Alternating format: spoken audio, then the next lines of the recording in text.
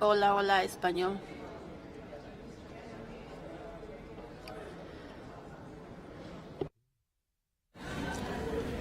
Vamos a hacer pruebas. Comenzamos con la cabina de español.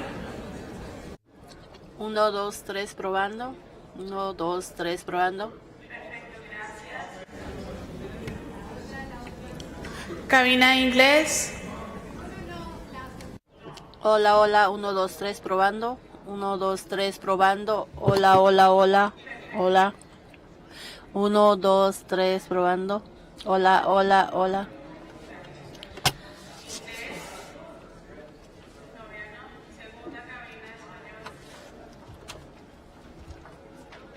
Hola. Hola, hola, hola, 1, 2, 3, probando. Si lo tienes aquí. Ajá. ¿Cómo tengo que apagar esto? Segunda cabina de inglés.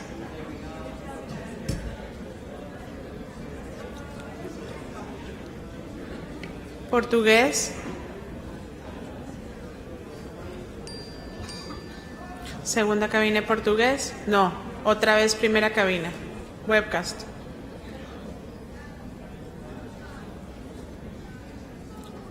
Están revisando webcast.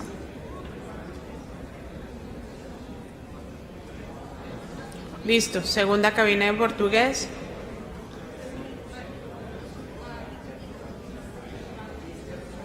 Listo. Francés. Segunda cabina de francés.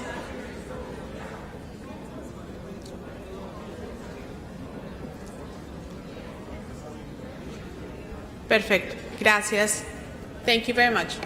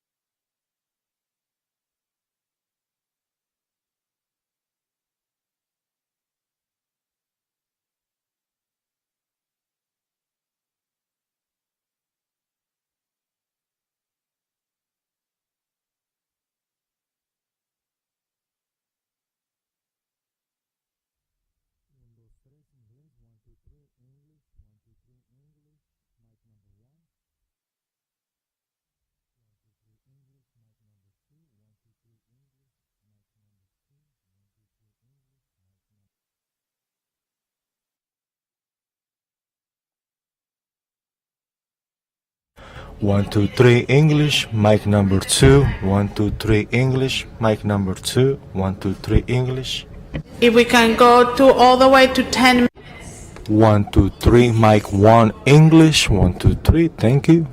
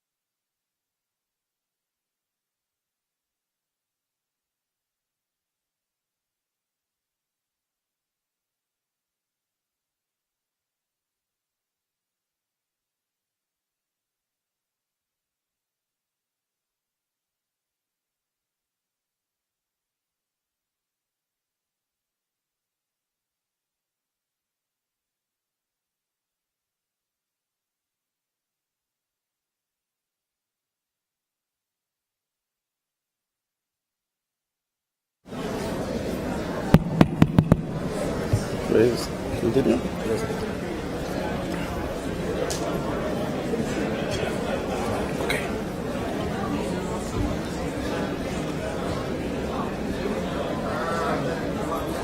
el tema de Argentina, de todos modos, acuérdese que obligamos al secretario general a hablar sobre las Malvinas.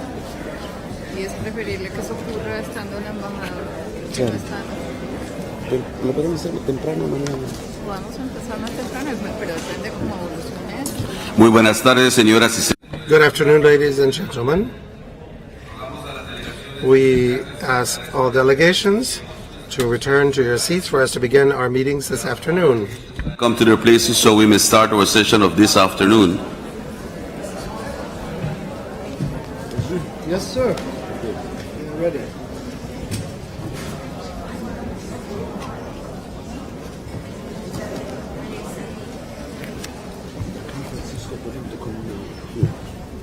Please. 4-2 and 4-3. Mr. President, we're prepared to resume. Thank you, Mr. SG. Good afternoon, colleagues. We will now resume our afternoon session, and it's my honor to open the second plenary session of the 55th regular session of the General Assembly. In this session, we'll continue the high-level dialogue among heads of delegation on the central theme of this General Assembly, which is building resilient, inclusive economies in the Americas. As a reminder, interventions will follow in the order of precedence previously agreed upon. I also kindly reiterate the importance of limiting your remarks to no more than 6 minutes in accordance with the understanding reached this morning. This will ensure that all delegations have the opportunity to contribute their valuable perspectives on this very vital issue. The ideas, experiences, and proposals shared today will be key to advancing our shared vision of resilient and inclusive economies throughout our hemisphere. I invite us to engage in this dialogue with openness, cooperation, and a shared commitment to progress. I am now pleased to offer the floor to the head of delegation of Jamaica.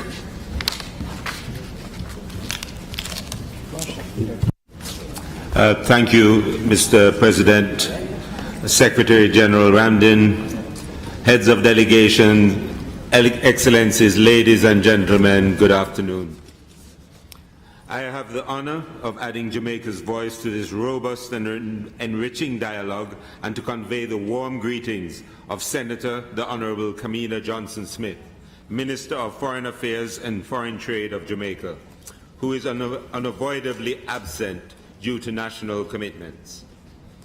On behalf of Jamaica's delegation, I would like to thank the government and people of Antigua and Barbuda for the excellent arrangements made to facilitate our participation and warm Caribbean hospitality with which we have been welcomed. I also take this opportunity to commend Minister Green on his efficient management of the Assembly's proceedings and offer my own words of congratulations to Secretary General Ramdin as he presides over his first General Assembly in his new role. It is fitting that for its first meeting in the Caribbean in over 20 years, the Assembly has chosen to focus on the theme building resilient and inclusive economies in the Americas. The earnest pursuit of resilience and inclusivity resonates deeply with the Caribbean experience and indeed with the shared aspirations of the people of our hemisphere. This noble ambition is especially relevant given geopolitical instability, the enduring scars of the COVID-19 pandemic, as well as a myriad of economic, social, and environmental challenges. Now more than ever, the Organization of American States is needed to secure peace and justice, promote solidarity, strengthen collaboration, and defend the sovereignty, territorial integrity, and independence of its member states. Jamaica remains committed to working constructively with member states to realize our shared vision for the advancement of the hemisphere. Building resilience is an ongoing process. For Jamaica, it embodies expanding and diversifying our productive sectors, such as tourism, agriculture, logistics, the creative industries, and digital services. investing in the modernization of sustainable infrastructure, expanding access to finance, digital tools and skills development, and enhancing the competitiveness of our micro, small and medium enterprises, which are the true engines of employment and innovation. Equally important is addressing debt sustainability, access to concessional finance and global financial inequities that disproportionately impact small, vulnerable economies like ours. Over the past decade, we have undertaken important reforms to stabilize our economy, strengthen fiscal responsibility, and protect the most vulnerable. And we are beginning to see the positive results. We now have a historic low debt to GDP ratio of 68.7% and a record low unemployment level of 3.5%. Ladies and gentlemen, every year from June to November during the hurricane season, Jamaicans live with the fear that hard-won socio-economic gains could be eliminated with the passage of a severe storm or hurricane. Building climate-resilient economies is imperative and requires investment in renewable energy, climate-smart agriculture, and disaster risk reduction, and increased access to climate finance and concessional support for adaptation. For this reason, we continue to add our voice to calls for climate action that is ambitious and enhances the prospects for cooperation as countries seek to minimize and adapt to these changing realities. Efforts to ensure resilience must also be underpinned by inclusive development. Growth that leaves behind large segments of our societies is neither just nor sustainable. With this in mind, Jamaica is advancing policies to empower young people, women and girls, rural communities, persons with disabilities and other members of the society in vulnerable situations. We are also undertaking digital expansion and supporting social protection mechanisms that ensure that no one is left behind. We have seen evolving threats to democratic governance across the hemisphere, for which the OAS must continue to serve as a trusted partner for member states. Strengthening the democratic principles on which the organization has been founded remain as relevant as they did decades ago, as together we ensure resilience, particularly through its technical assistance and electoral observation missions. As we strive to uphold the designation of our region as a zone of peace, Jamaica renews its call for sustained and dedicated attention to the crisis in Haiti. As Jamaica prepares to assume the chairmanship of the Caribbean Community on the 1st of July, we reaffirm our commitment to continue supporting Haiti in tangible ways and to work assiduously with CARICOM and the OAS to give Haiti the full support it deserves. We also urge our partners and the international community to continue to support Haiti as the country takes steps towards attaining lasting peace and stability and the holding of free and fair and transparent elections. As we work to provide this support, Jamaica supports the efforts of the organization to give more pointed attention to the issue of transnational organized crime and gangs and stand ready to work with fellow member states in this regard. The OAS must ensure that it remains a viable mechanism that responds to the needs of its member states in the 21st century. In order to effectively bolster the efforts of member states to build resilient and inclusive economies, it is crucial that the OAS undergo the necessary reforms of its operations and financial architecture. We therefore encourage ongoing efforts to strengthen the institutional capacity of the organization. We will work with you, Secretary General, and contribute constructively to discussions on the future role, priorities, and governance of the OAS. We owe it to present and future generations to act decisively, to govern wisely, and to strengthen our collaboration. Let us recommit to the vision of a hemisphere that is unified, equitable, and prepared to meet the challenges ahead. I thank you. I thank the head of delegation of Jamaica. And now I pass the floor over to the head of delegation of Mexico. Thank you, Mr. Chair. And Foreign Minister Green, Mr. Secretary General Albert Rendine, and distinguished heads of delegations and fellow foreign ministers, let me share warm wishes from our foreign minister and express our deep thanks to Antigua and Barbuda for the warm hospitality shown to us, as well as for the theme proposed to orient our debate today, building resilient and inclusive economies in the Americas. Mexico participates with the full conviction that multilateralism, dialogue, and cooperation continue to be the best way forward for shared solutions to the challenges we jointly face in the hemisphere and in the world. This regular session of the General Assembly is of particular importance as it is the first presided over by Secretary General Albert Rendine. Mexico celebrates the fact that for the first time, a member from the Caribbean is leading this organization with a unshakable commitment to the foundational principles of this organization. We trust that he will know to strengthen the role of the OAS as a platform for cooperation. I also wish to express my appreciation to Assistant Secretary General Ambassador Nestor Mendez and to give a warm welcome to Ambassador Laura Gil, the first woman to occupy this role. Mr. Chair, on the path to development for an inclusive and resilient development, it is necessary for us to face the challenges in our region as the persistent inequality, the challenges of climate change, inequality, forced migration, which all require joint answers that are humane and sustainable based on best practices.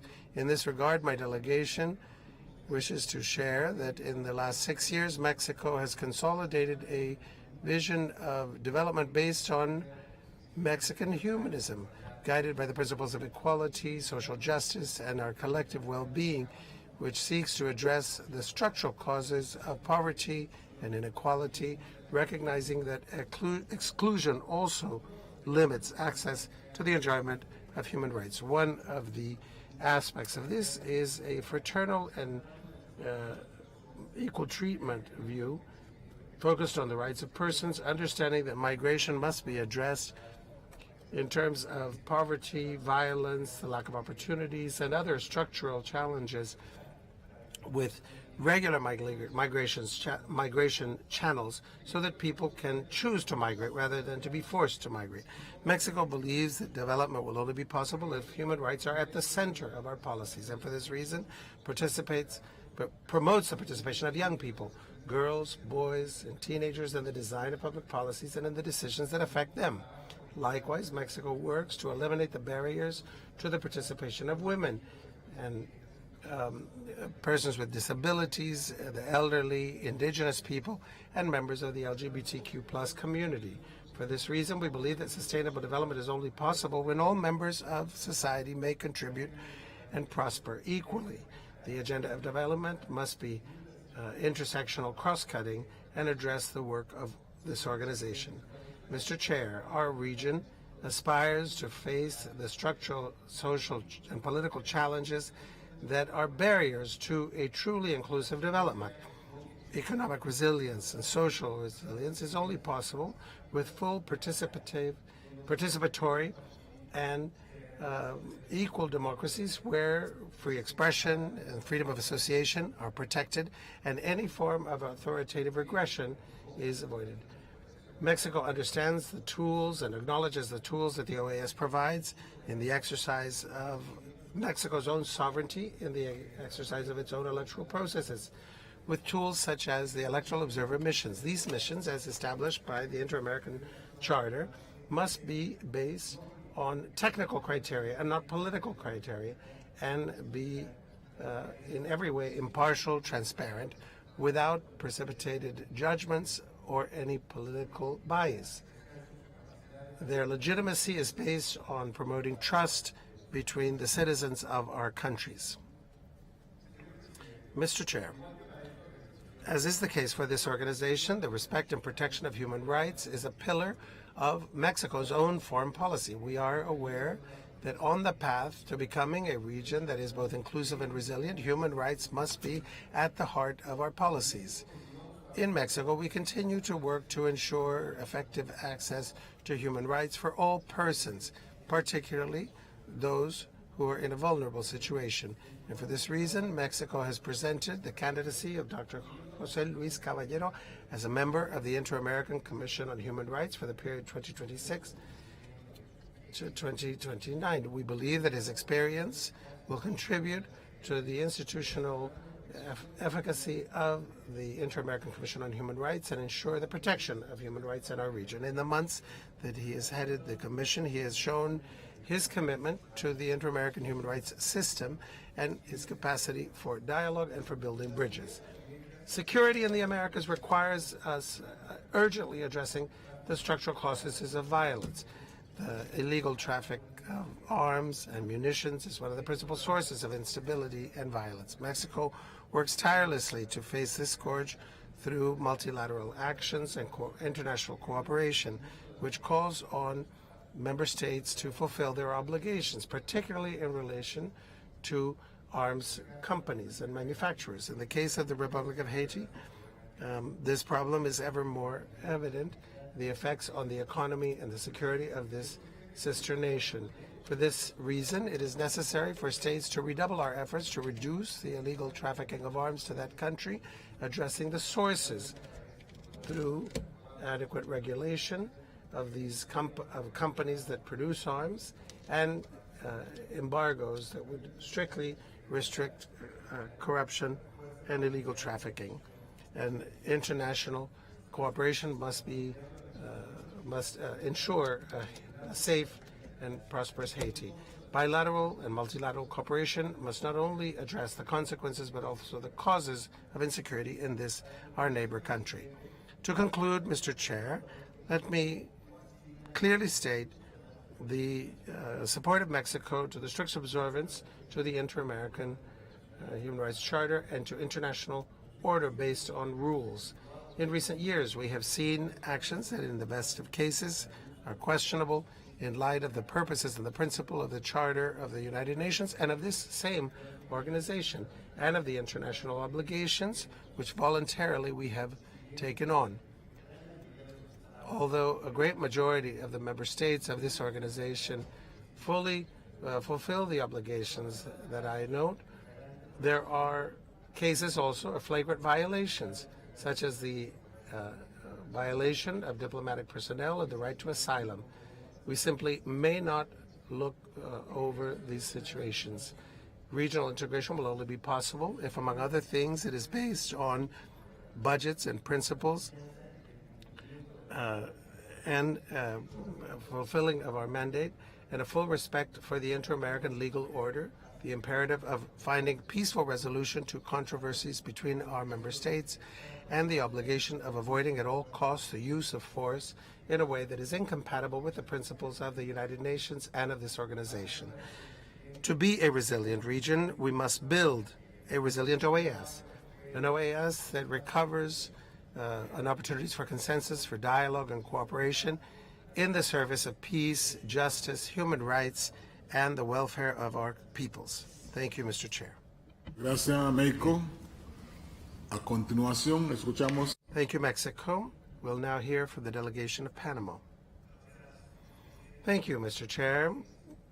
Your Excellencies, Panama comes to this General Assembly with a firm commitment to contribute to the collective efforts to build a more prosperous hemisphere that is inclusive and democratic. We believe in a useful multilateralism based on the democratic system of government, in international law, equality between states, and effective cooperation. The call of this 55th General Assembly and the theme of building resilient and inclusive economies cannot be addressed without recognizing the structural challenges faced by our societies.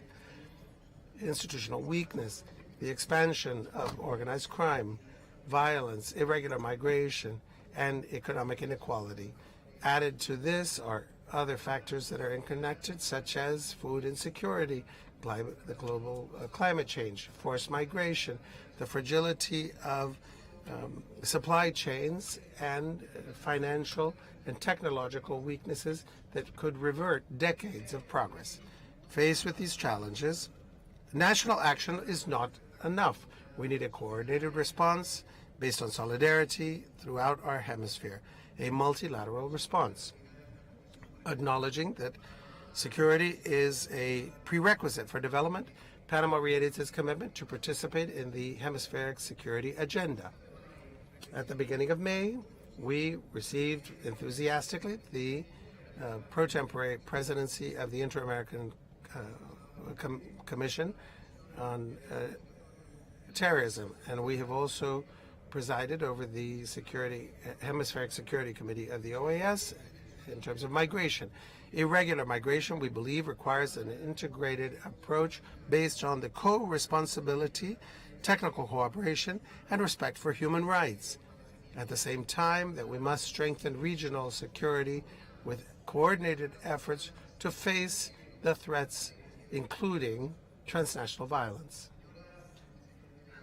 Ladies and gentlemen, fellow delegates, the situation of our fellow neighbor from the Caribbean, Haiti, requires us to respond morally and otherwise.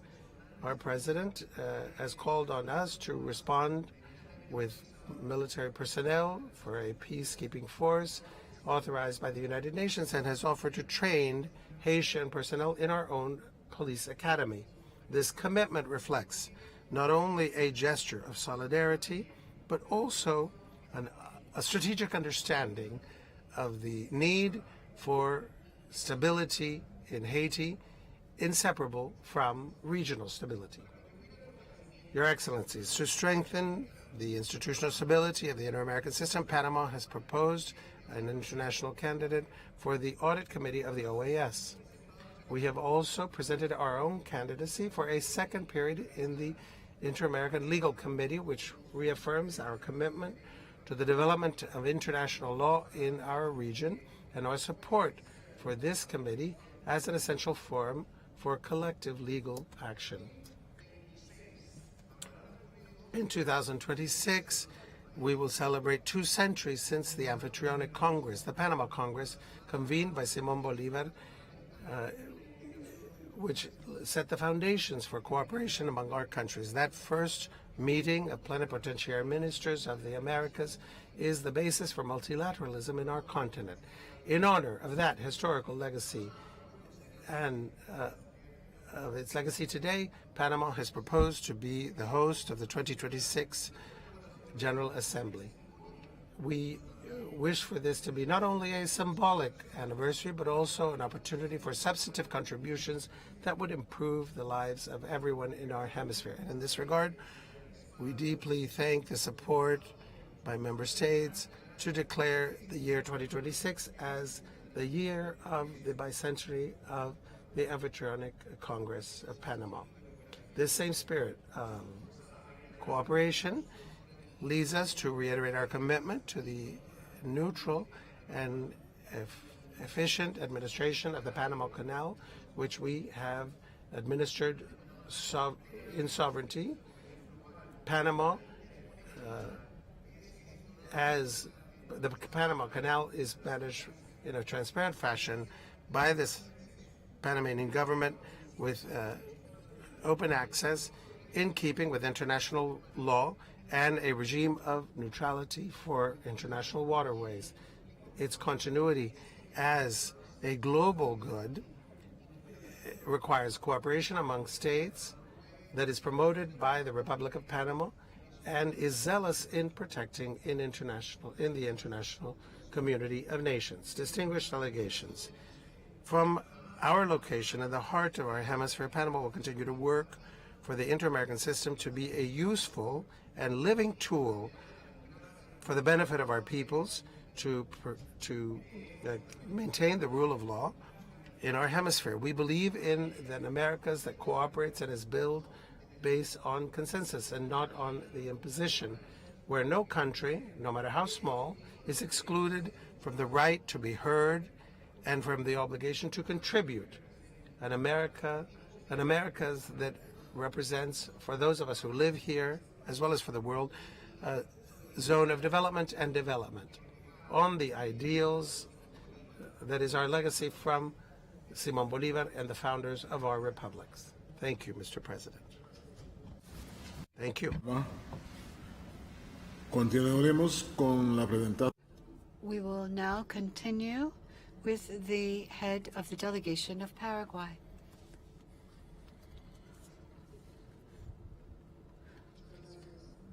Thank you very much to the President of the General Assembly, foreign ministers, heads of delegation, Secretary General of the OAS, Assistant Secretary General, ladies and gentlemen. On behalf of the government of the Republic of Paraguay, I would like to congratulate Antigua and Barbuda for the organization of this meeting and in particular for the hospitality that it has extended to us. I would like to salute our Secretary General, Albert Ramdin, and especially mention the Assistant Secretary General, Nestor Mendez, a recognition of all of his work throughout the years at the head of the Office of the Assistant Secretary General, and also his work for the Assembly in Asunción last year. I wanted to briefly mention some concerns about the fundamental pillars of our organization with respect to democracy. Our hemisphere has undergone much progress, but we've also had backsliding. For example, recent polarization, institutional erosion, which leads to a loss of trust on the part of our citizens. And yesterday we stated this: Venezuela, Nicaragua are open wounds in the democratic conscience of our hemisphere. People are deprived of the most basic rights, and they are a threat to the stability of the hemisphere. Our organization needs to recover the role that it needs to play as the guarantor of democracy in the hemisphere. And I want to highlight the role of election observation missions. We need to strengthen these missions in order to consolidate our election institutions in full respect of the Inter-American Democratic Charter.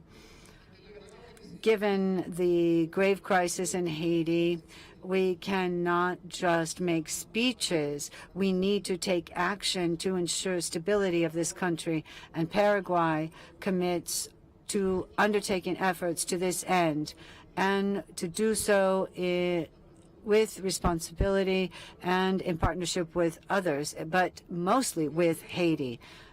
Delegates, we cannot speak about integral development when security is still a pending issue for millions in the Americas. Inequality, poverty, and economic informality means that we cannot create just societies. Security in the hemisphere demands decisive and concerted action against transnational organized crime, drug trafficking, human trafficking, corruption, and cybercrime. These transcend borders and cannot be addressed, at least not effectively, in a piecemeal or unilateral way. In this sense, we want to highlight what has been done through CICAD and the Inter-American Committee Against Terrorism, CICTE. Delegates, the promotion and protection of human rights is a fundamental pillar of this organization. And to this end, Paraguay is actively participating in the Inter-American System of Human Rights. It is especially satisfying to announce that our country, for the third time, will host a session or hearings of the Inter-American Court this year in September. Also, Paraguay reaffirms its commitment to the promotion and protection of fundamental freedoms, equality before the law, right to life from conception, as well as the promotion of the family. It is important to ensure in this sense, and we wanted to mention a concern We want equity, and we want expressions by all those organizations from civil society. We want to have a diversity of views expressed. Esteemed delegates, the Republic of Paraguay reiterates its commitment to the Organization of American States, recognizing that there are ideological differences between our countries, but that it should not be a hurdle to be pragmatic and reach consensus. Today, more than ever, we need to work together to be able to have concrete solutions. One of the main challenges, therefore, that we face is our current financial situation at the organization. So we urge the Secretary General to find the means to optimize the resources that are available, and at the same time, we appeal to member states for their cooperation. We need effectiveness. We need relevance, as stated today at lunch. We need to recover the capacity to respond to the challenges of our hemisphere, to give the OAS that important role as the most important forum for political dialogue in the hemisphere. Thank you. Thank you very much, Paraguay. Now, we will give the floor to the delegate of Peru.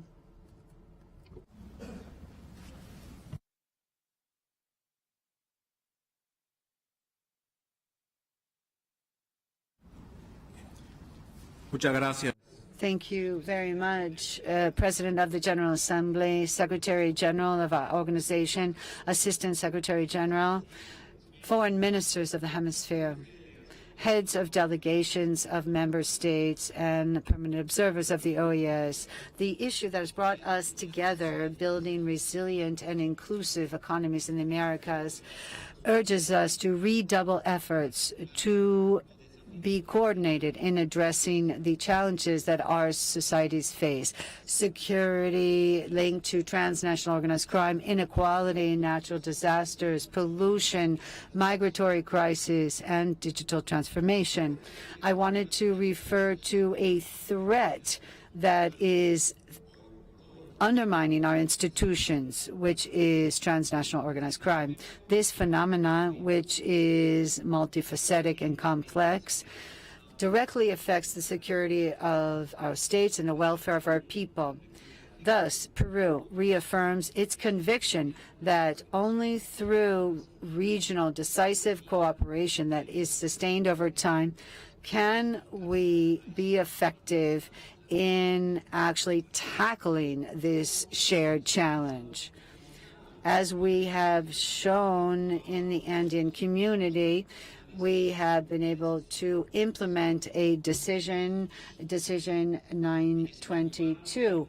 And in this framework, Peru is aware of the security crisis in our brother Republic of Haiti, and we call upon everyone to unite to be able to help Haiti in this situation and overcome the crisis. So we need the firm support for the resolution that tomorrow we will probably approve, and in particular the mandate therein, which will be to have our Secretary General draft an integral plan by which we can have an integral addressing of this crisis. Along those some lines, it is a pleasure to announce to this Assembly the Peruvian initiative to create a South American alliance of ports aimed at strengthening the security in ports given drug trafficking, so that we can have a platform of cooperation to have more logistics to deal with transnational organized crime. Without security, our citizens, President, we cannot have strong economies and much less resilient or inclusive economies. Excellencies, integrated disaster management is a key factor in inclusion. In the case of Peru, because of our geography, we are vulnerable to climate events such as El Nino and also earthquakes and its associated effects. So prevention and coordinated response to disasters are priorities of the Inter-American Council for Integral Development, among others. When we speak about inclusive economies, this means we need to speak about an energy transition that is just. Peru reaffirms its commitment to an electrical grid that is low in carbon and that is adapted to our local context. Also, to face off and address environmental threats, some which are silent but perverse. For example, plastic pollution. Mr. President, Peru wants to have people at the heart of policies. We want to have policies based on rights, both of peoples who have freedom of movement and also privacy of people's data.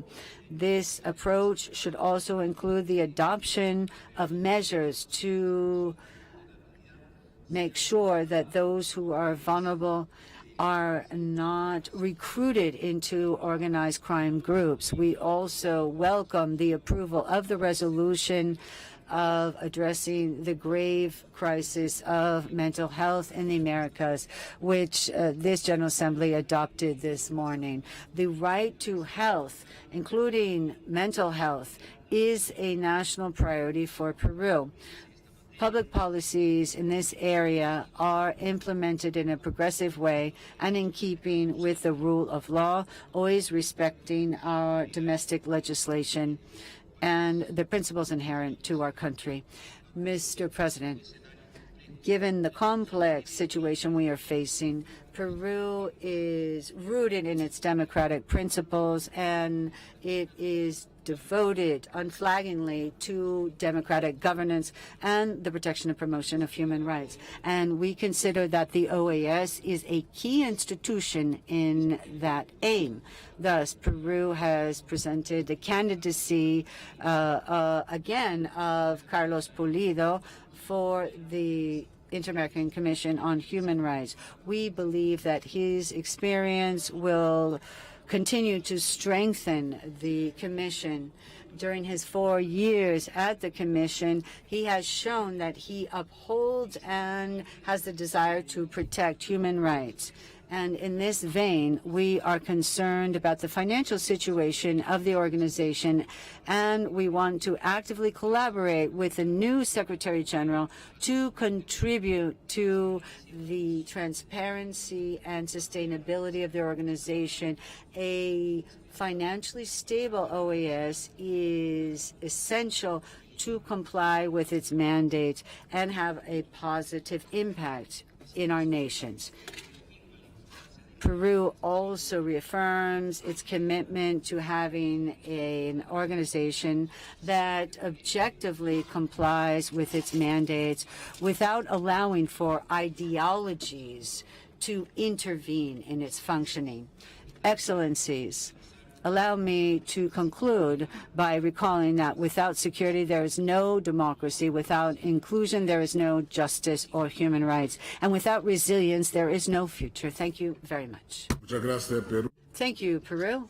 Ahora invito al jefe de I would now ask our delegation from the Dominican Republic to speak.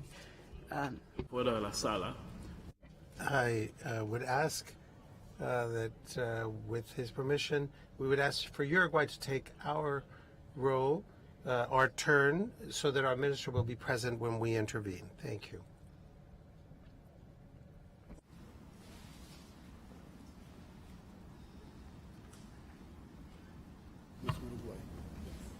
Sin problema. No problem. Uruguay. Thank you, Mr. President. Thank you for your consideration in this switch that we requested. Mr.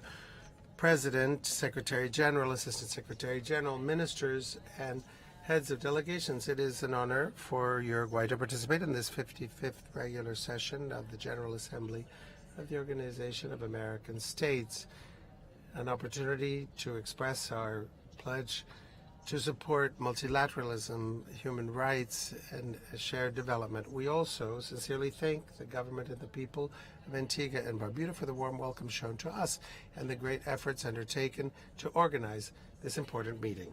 I also take this opportunity to congratulate, on behalf of the government of Uruguay, to Albert Randin for his recent election as Secretary General of the OAS. We know that this is a high responsibility in a complex international scenario and the urgency to renew confidence in our democratic institutions. I also congratulate Ambassador Laura Cid for her election as the Assistant Secretary General, the first woman to occupy this role. Our region faces unprecedented challenges characterized by threats to our institutions and to the democratic principles. Uruguay considers that democracy may not be reduced to transparent electoral processes, but is also a system of guarantees of freedoms, a division of powers, plural participation, and inclusion of minorities. We are concerned for calls for violence against minorities and the rhetoric which discredits the role of the press and the opposition, particularly when it comes from high-level authorities, which could lead to political violence. Uruguay believes that we must be concerned with strengthening institutionally with the commitment of our governments to fulfill their mandates and to learn from our experiences, to benefit from our regional strengths and be guided by the foundational principles of this organization.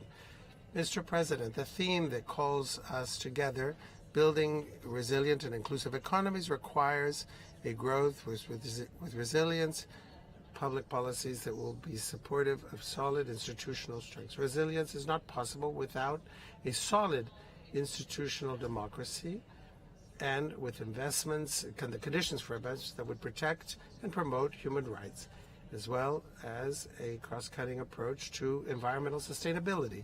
Uruguay has engaged in a green transition and a better insertion in the international economy, the diversification of markets for our products, the efforts to protect food safety, the circular economy, and the expansion of digital access are the key to guaranteeing quality work opportunities.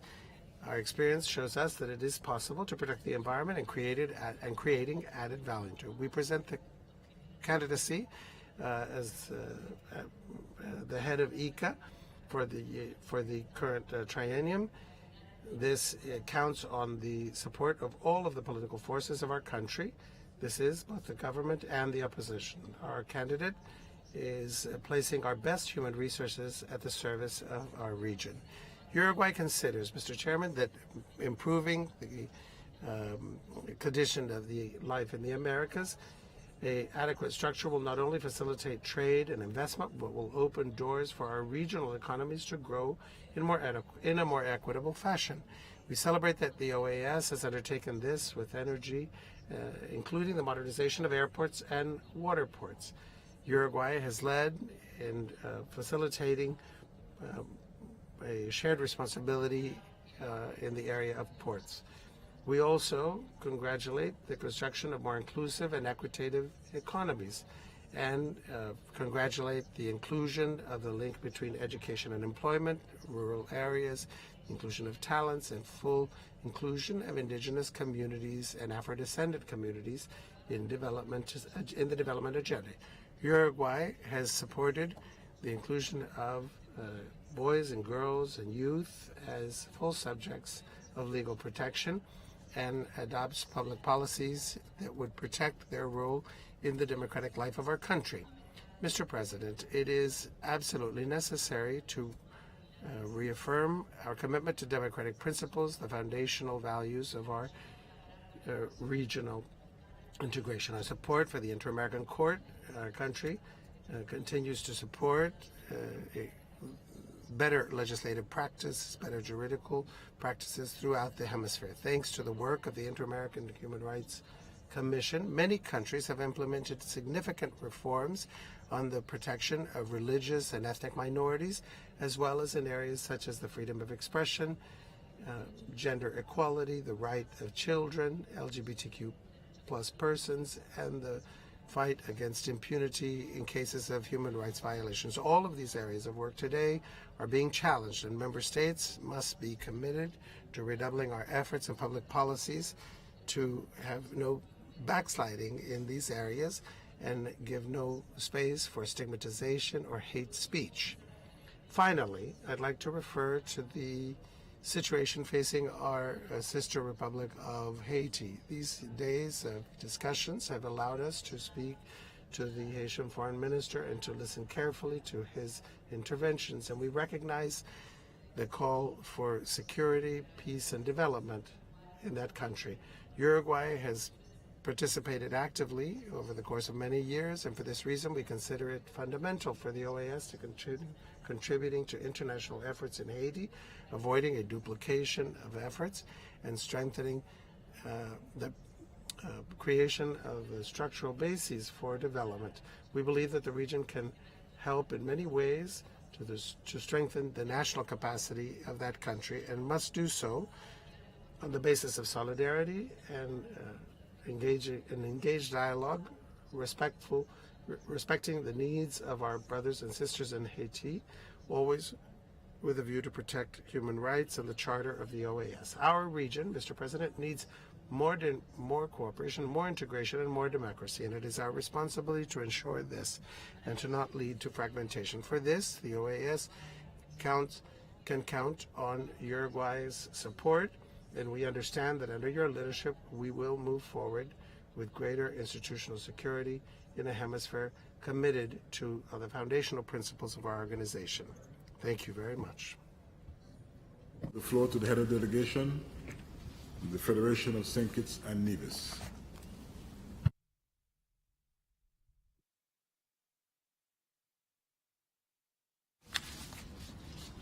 Thank you, Mr. Chairman. May I, of course,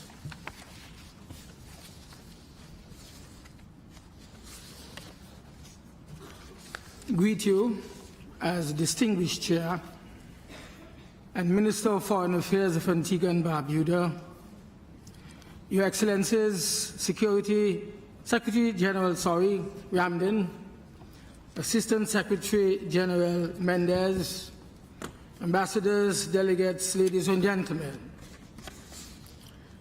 It is an honor for St. Kitts and Nevis to participate in this 55th regular session of the General Assembly.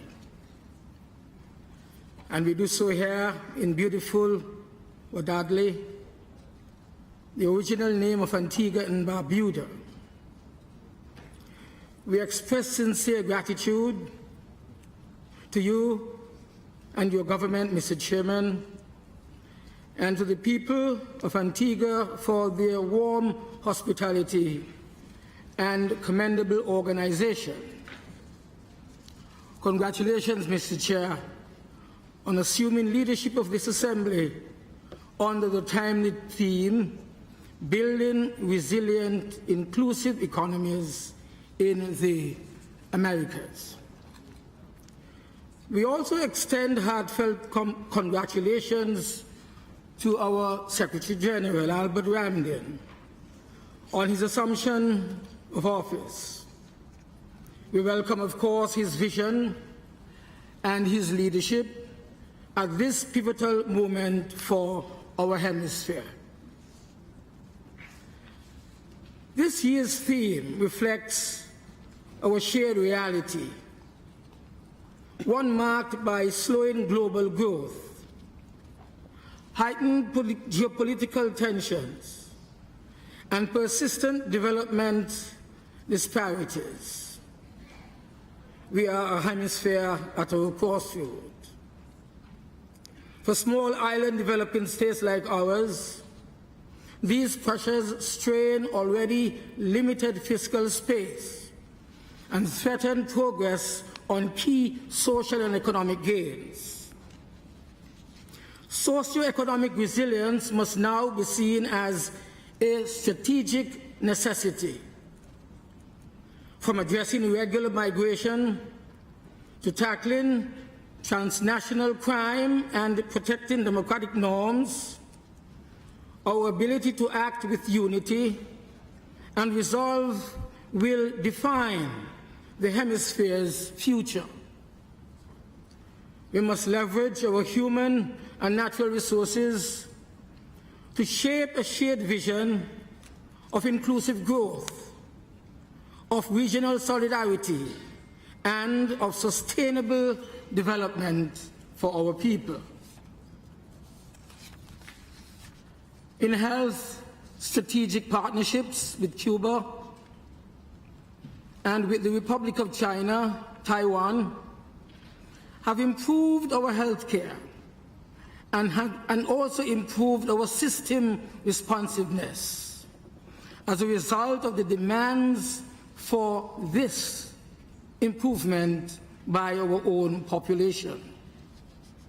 And so we are proud to have the shortest emergency room wait times now in the OECS sub-region.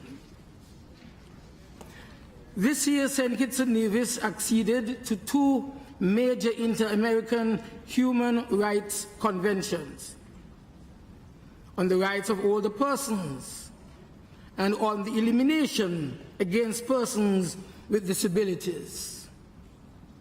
These align well with our own national agenda for inclusion. Our Ministerial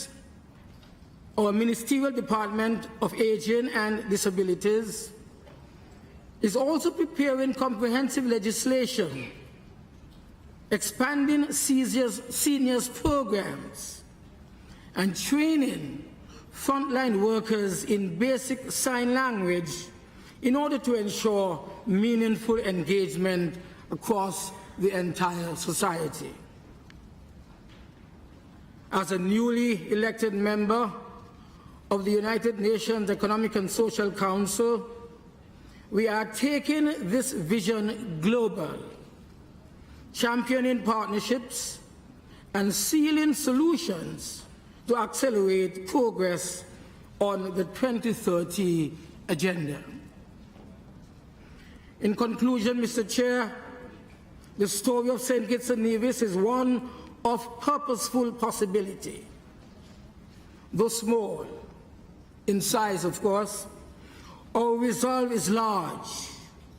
Through equity-driven policies, through bold partnerships, and with a commitment to sustainable progress, we aim to build a future that is not only resilient, but one which is inclusive and just.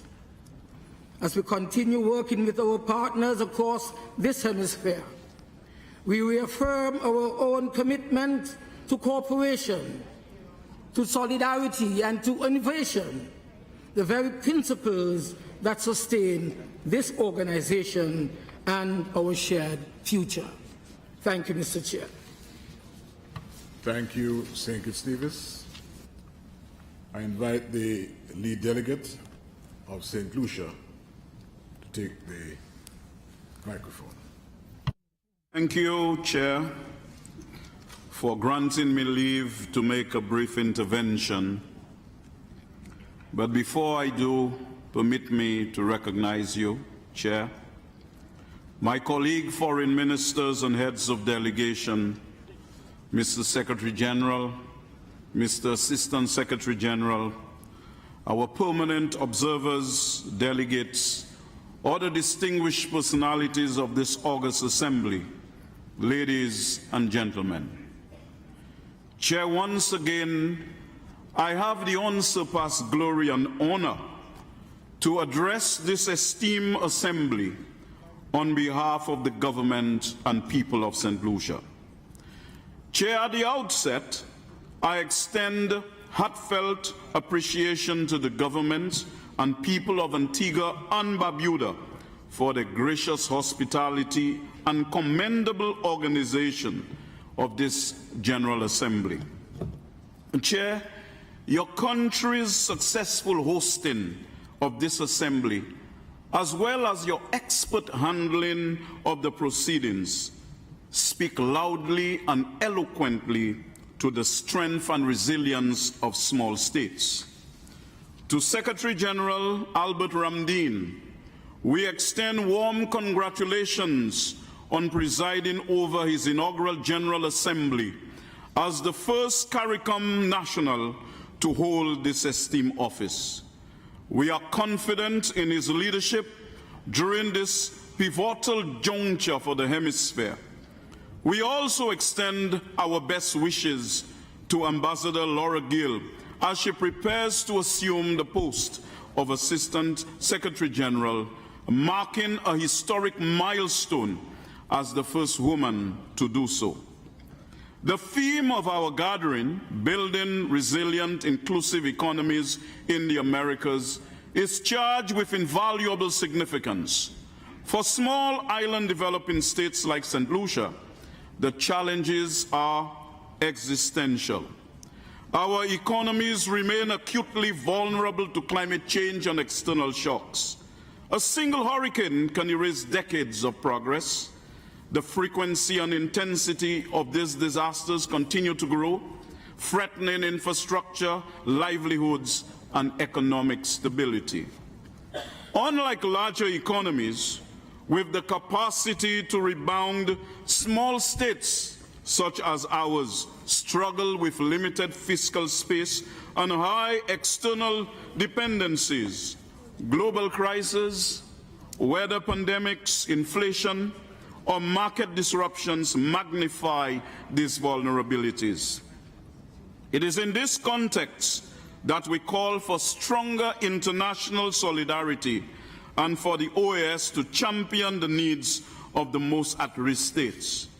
Chair, given that the great architects who were largely foremost in fostering the birth and initial dynamics of the OAS built on 4 solid pillars, the OAS must serve as an engine for collaboration, technical cooperation, and equitable access to financing. It must support capacity building, climate adaptation, and investments in resilience, not just physical infrastructure, but also in innovation, human capital, and sustainable systems. St. Lucia has made progress in renewable energy, climate-smart agriculture, and disaster risk reduction, but scaling these efforts requires regional and global support. We must also reform the international financial architecture to provide debt relief and fairer financing for vulnerable states like ours. Many of our member states and permanent observer states are well positioned to advance these efforts. Building resilience must go hand in hand with building inclusiveness. We must create opportunities for women, youth, persons with disabilities, and rural populations. The OAS must remain a standard bearer for equity, empowerment, and social justice. This organization is uniquely positioned to foster regional integration and cooperation. Trade, infrastructure, and shared innovation can advance our hemisphere, but only if we are united, responsive, and inclusive. The OAS is well positioned to be the platform for strengthening regional cooperation. We must continue to encourage trade integration, regional infrastructure projects, and initiatives that bolster economic ties across the Americas. The Caribbean and Latin American regions are reaching potential, and by working together, we can create a regional ecosystem that is less vulnerable to external shocks and more capable of charting its own economic future. At the same time, we must be cognizant of the need for sustainable development in the face of increasing global trade tensions and rising geopolitical risk. The OAS must remain a neutral and trusted facilitator of dialogue, ensuring that all member states, regardless of the size, have an equal opportunity to contribute to the conversation and benefit from collective action. For over 7 decades, the OAS has served as a vital pillar of multilateralism in our hemisphere. a guardian of democracy, a defender of human rights, a promoter of sustainable development, and a platform for collective security. These pillars are not abstract ideals. They are living commitments that find expression in the lives of our citizens, particularly in small and vulnerable states like St. Lucia. The OAS provides space for equal voice, where the smaller states stand on equal footing with the larger continental powers. This inclusiveness is not only a matter of principle, but a necessary precursor for regional peace, stability, and shared prosperity. Whether through technical cooperation, election observation, policy dialogue, or its hemispheric legal framework, the organization remains indispensable to the advancement of our national and regional priorities. In an increasingly complex and uncertain world, the OAS remains a beacon of collaborative problem solving. We must therefore protect its integrity, support its reform, and invest in its relevance. St. Lucia stands ready to work with all member states of the OAS to realize these goals. Together, we can ensure that the people of the Americas thrive and that no one is left behind. A great American intellect once said, "Those who have been left behind, we shall help catch up, and those that have been left out, we shall help bring in." Chair, I take this opportunity to extend heartfelt appreciation to His Excellency Nestor Mendez, Assistant Secretary General of the OAS, as he concludes his tenure of distinguished service. This being his final General Assembly in the capacity of ASG, we pause to reflect on the remarkable contribution he has made to this hemispheric institution. St. Lucia extends sincere gratitude not only to Ambassador Mendez, but also to the dedicated team in the office of the Assistant Secretary General, whose quiet but steady support has helped advance numerous initiatives that have benefited our region. Their professionalism and service have been instrumental in advancing the OAS's agenda across diverse thematic areas. As ASG Mendez prepares to embark on new paths, we convey our best wishes for continued success. And we thank him once again for his remarkable contribution to this hemispheric solidarity that we are so proud of. In closing, Chair, St. Lucia renews its commitment to the OAS, and it underscores the enduring value this institution holds for our people. Chair, I end by saying that despite the turbulence of the moment, and despite what you may think of the OAS, we are in a better place with this hemispheric entity. May God continue to bless us, and long live the OAS. Muchas gracias. Thank you, Mr. President. Thank you, Foreign Minister. I now offer the floor to the distinguished head of delegation of St. Vincent and the Grenadines. Chair of this General Assembly, distinguished colleague ministers, excellencies and delegates, I first of all want to congratulate you, Mr. Chair, on your election elevation to the presidency of this General Assembly. Congratulations. I bring you warm greetings from St. Vincent and the Grenadines, a proud Caribbean nation defined by its resilience, rich heritage, and unwavering commitment to justice and equity. As a small island developing state, SIDS, we face complex challenges, yet remain resolute in our pursuit of inclusive economic growth, climate justice, and social equity. I extend sincere appreciation to the government and people of Antigua and Barbuda for their gracious hospitality in hosting this 55th regular session of the OAS General Assembly. I also acknowledge the leadership of Secretary General Albert Ramdin, whose tenure marks the most important moment for the Caribbean within the OAS. His stewardship comes at a critical time, and we look forward to working alongside with him to advance inclusive economic development, security and sustainability, ensuring all member states, large and small, are heard and respected equally. Mr. Chair, the theme of this session, Building Resilient Inclusive Economies in the Americas, resonates deeply with St. Vincent and the Grenadines. As a SIDS, we stand at the intersection of vulnerability and opportunity, navigating economic, environmental, and social challenges that test the very foundations of our development. For us, inclusive economic resilience is not a luxury, it is a necessity.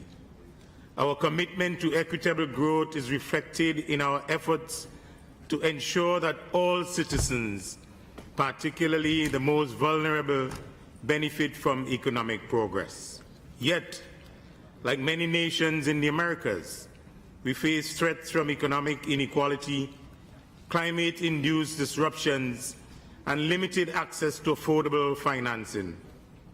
These challenges demand a renewed vigilance and collective action to ensure that our economies are not only resilient, but also inclusive and just.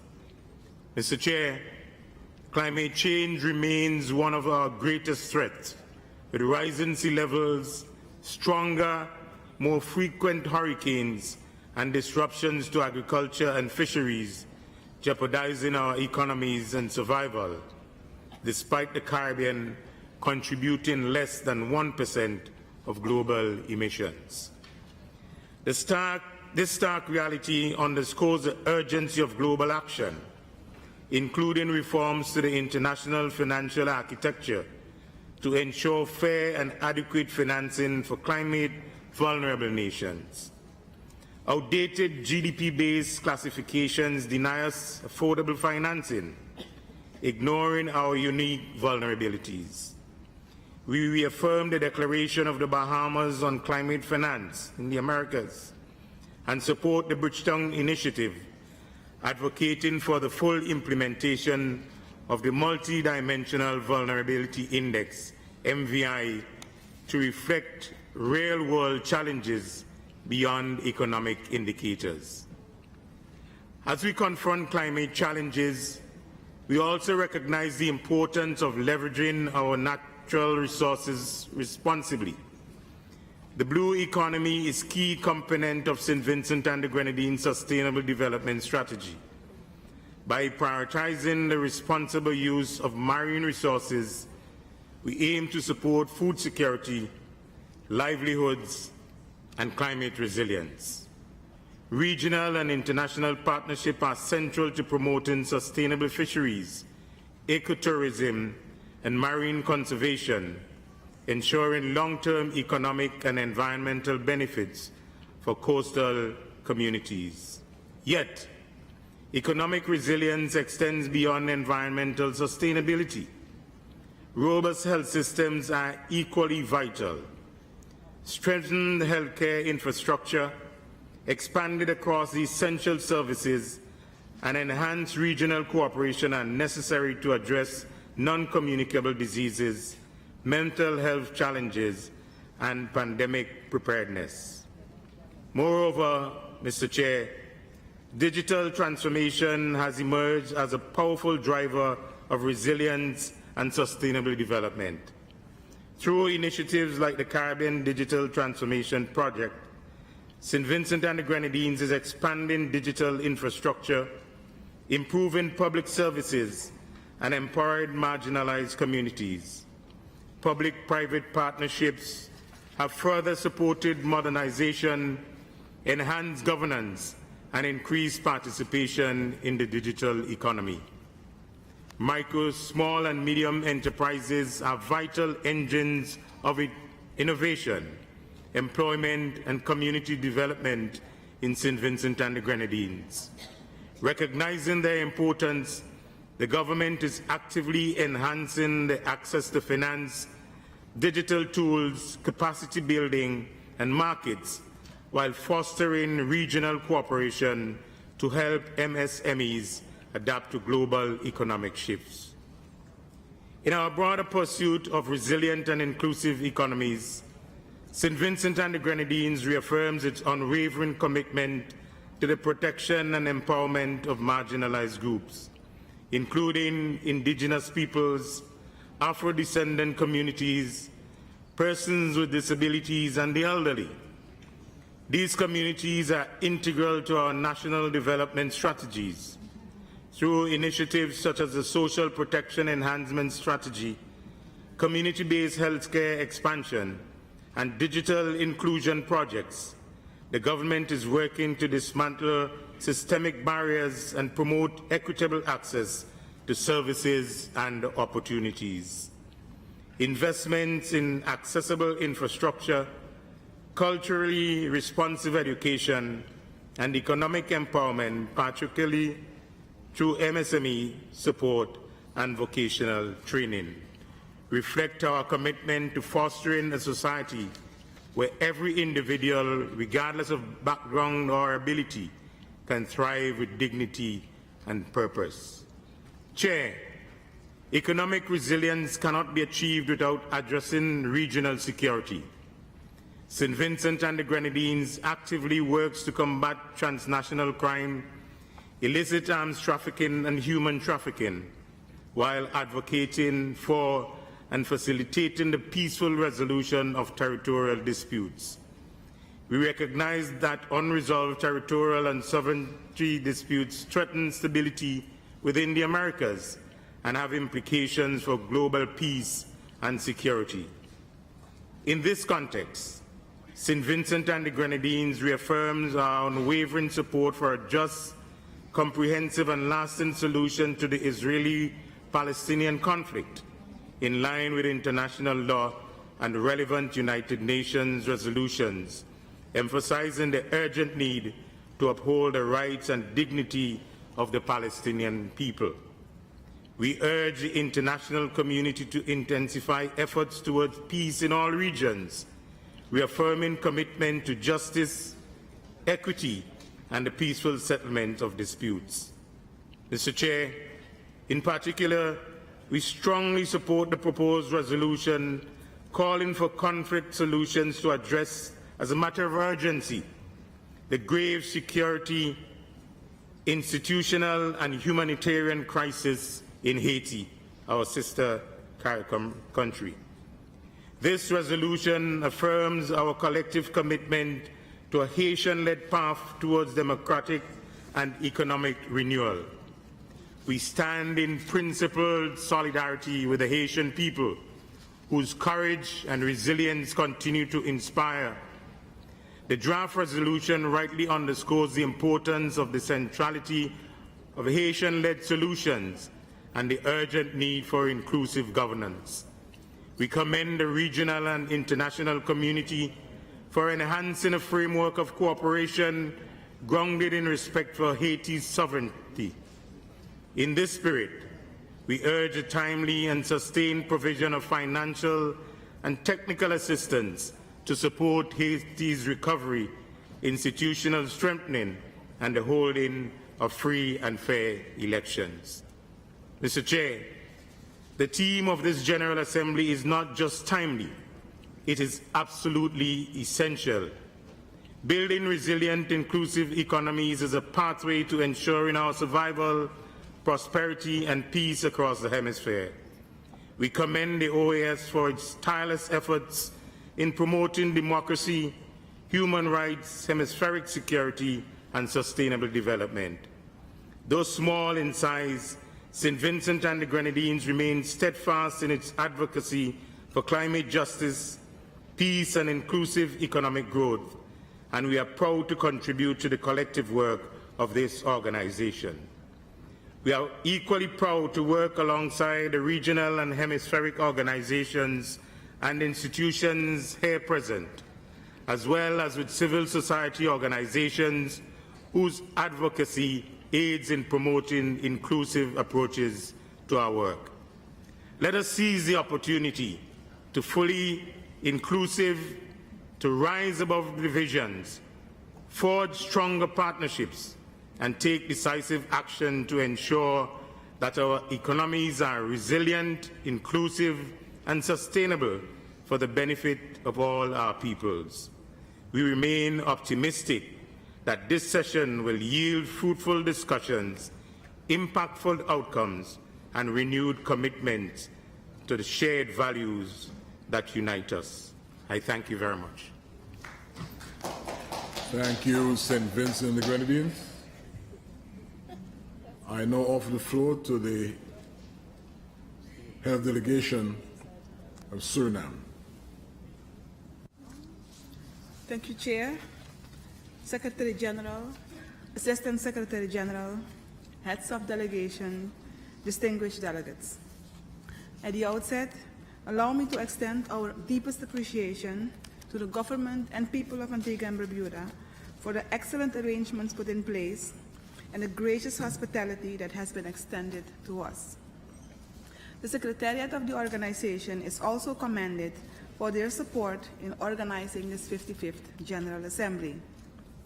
In this regard, we welcome the new Secretary General Albert Ramdin, not only because he hails from Suriname and represents the Caribbean region for the first time in this high office, but moreover because it is a powerful affirmation that the voices and leadership of small states are important in our hemisphere. We wish him well in guiding the OAS in the coming years, further the modernization and improving the relevance of this organization. We express our appreciation to Assistant Secretary General Nestor Mendes for his invaluable contributions during his tenure, and we wish him well in his future endeavors. Chair, distinguished delegates, the theme for this 55th Assembly is both timely and relevant. The past years have laid bare the vulnerabilities of our societies and economies, particularly in the face of global crises ranging from climate change to economic shocks and rising inequalities. Suriname, like many small developing states in the region, understands all too well the urgent need to build resilience. The volatility of global markets, global concerns on peace and stability, the burden of debt, and the climate crisis, particularly for low-lying coastal states like ours, require us to rethink the structure of our economies. We must move toward models that are not only economically sustainable, but also socially just and environmentally sound. The call for resilience and inclusivity, therefore, must shape our policies, our development frameworks, and our commitment to ensuring that no one is left behind. Building resilience requires investing in people and strengthening capacities. It requires fostering inclusive economic models that promote innovation, access to quality education and affordable health care, as well as access to opportunity for all, including our youth, women, indigenous and tribal people, persons with disabilities, and other vulnerable populations. It also requires addressing mental health, a critical yet often overlooked dimension of human development. In this context, Suriname applauds the resolution brought forth on mental health. We view this as an essential step towards integrating mental well-being into the broader public health and development agendas of our hemisphere. In securing inclusive and resilient economies in the Americas, it is also crucial to expand access to financial products and services across society. Efforts should be made to implement comprehensive and inclusive financial and digital literacy programs. However, we recognize that these efforts require international solidarity and access to concessional financing. We therefore reiterate the call for global financial mechanisms that take into account the vulnerabilities of middle-income countries and small island developing states. We believe the OAS has a pivotal role to play in fostering regional cooperation, sharing best practices, mobilizing technical support, and promoting democratic governance as a prerequisite for sustainable development. Economic resilience, therefore, cannot exist without institutions that are transparent, accountable, and committed to upholding the rule of law and human rights.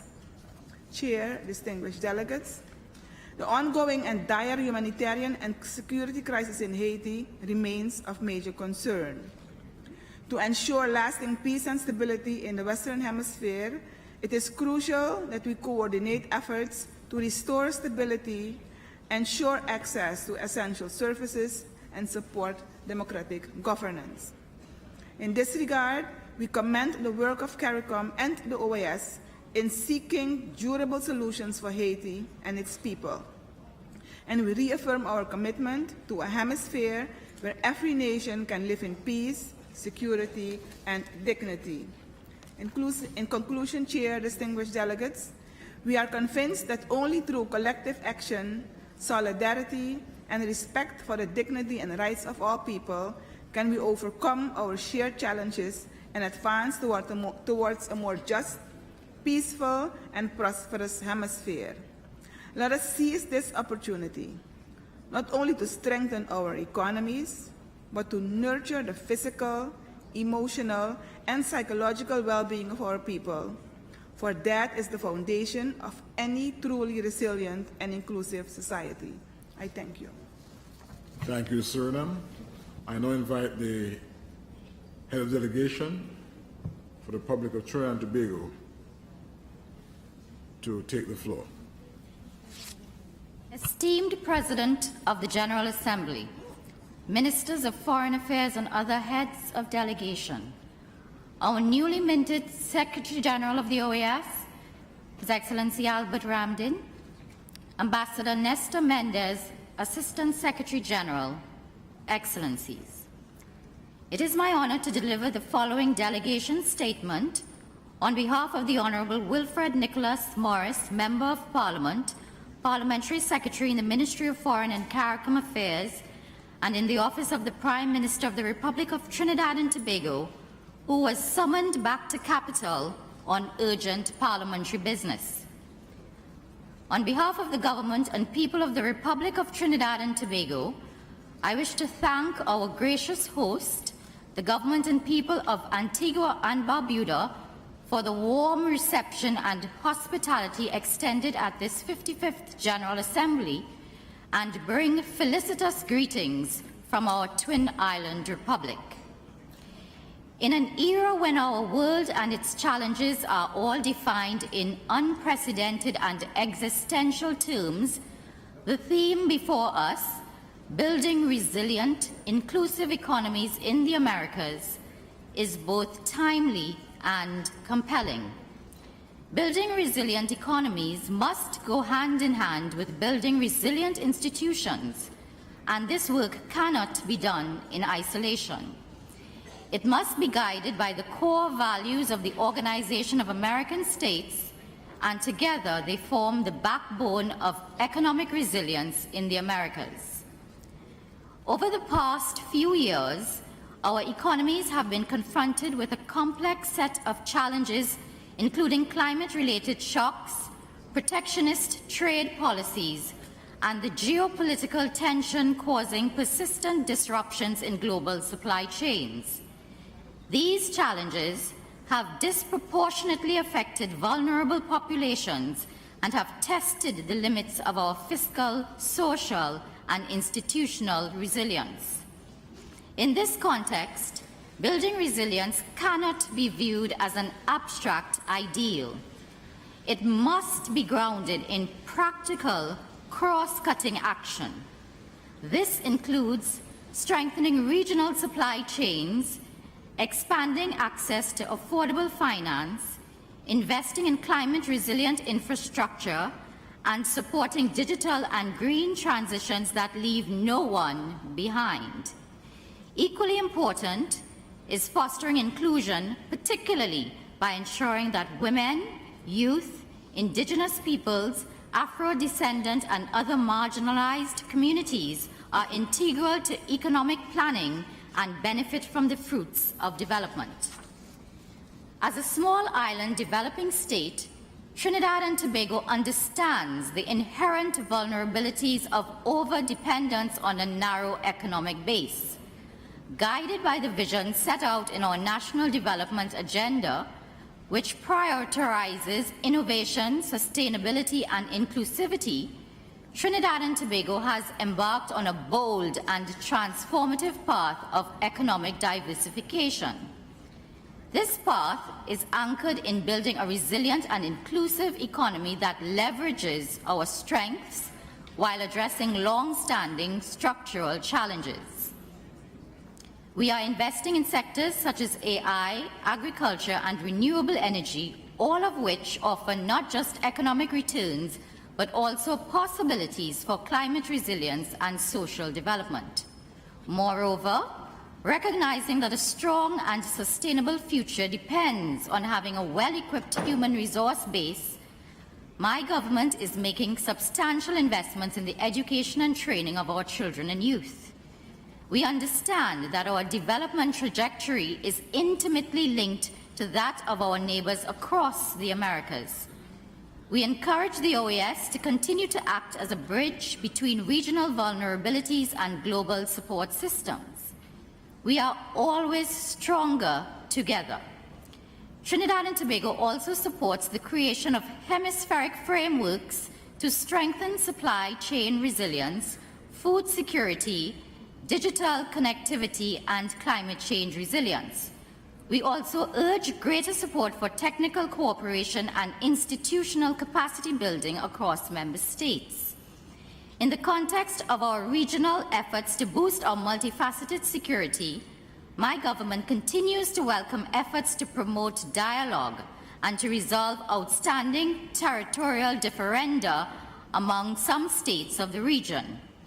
Moreover, by dint of our spirit of regional cooperation in building, maintaining, and restoring democratic institutions with our regional and international partners, it is hoped that we can all continue to contribute meaningfully and purposefully within our respective capacities to efforts designed and led by the ever-resilient Haitian people to resolve the multifaceted security challenges being faced in their country.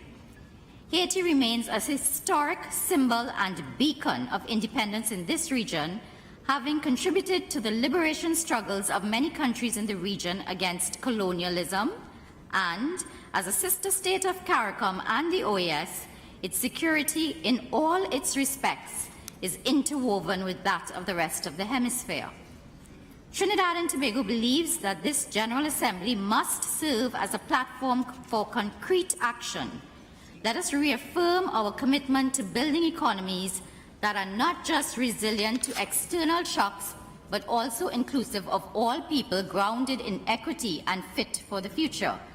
The Secretariat for Integral Development and its symbiotic relationship with the other OAS secretariats and organs will play a crucial role in achieving this goal. This institutionalized arrangement should be paired with unconventional approaches, as well as deeper engagement with both traditional and non-traditional partners, and responsibly pursuing alternative funding streams. Before concluding, Chair, please permit me to offer, on behalf of my government, best wishes to Secretary General Ramdin, who made history as the first from the CARICOM region to ascend to the highest office of this august body. Indeed, 2025 has been a historic year for this organization, with member states also electing for the first time female Assistant Secretary General to support the efforts of the new Secretary General. Secretary General Ramdin and incoming Assistant Secretary General Hill, my delegation wishes you successful and impactful tours of duty. These triumphs bring a renewed sense of hope and optimism, with a strong sentiment that we, the custodians of this organization, can look forward to improvement and positive outcomes in spite of the chronic financial and administrative challenges facing the OAS. To you, Assistant Secretary General Mendez, the government and people of Trinidad and Tobago thank you for your service and dedication. Chair, Trinidad and Tobago reaffirms its unwavering commitment to working with all member states and partners to advance the vision of resilient and inclusive economies across the hemisphere. Let us harness this moment to reimagine our development models, transform our institutions, and deliver tangible benefits to all our people now and for future generations. Chair, I thank you.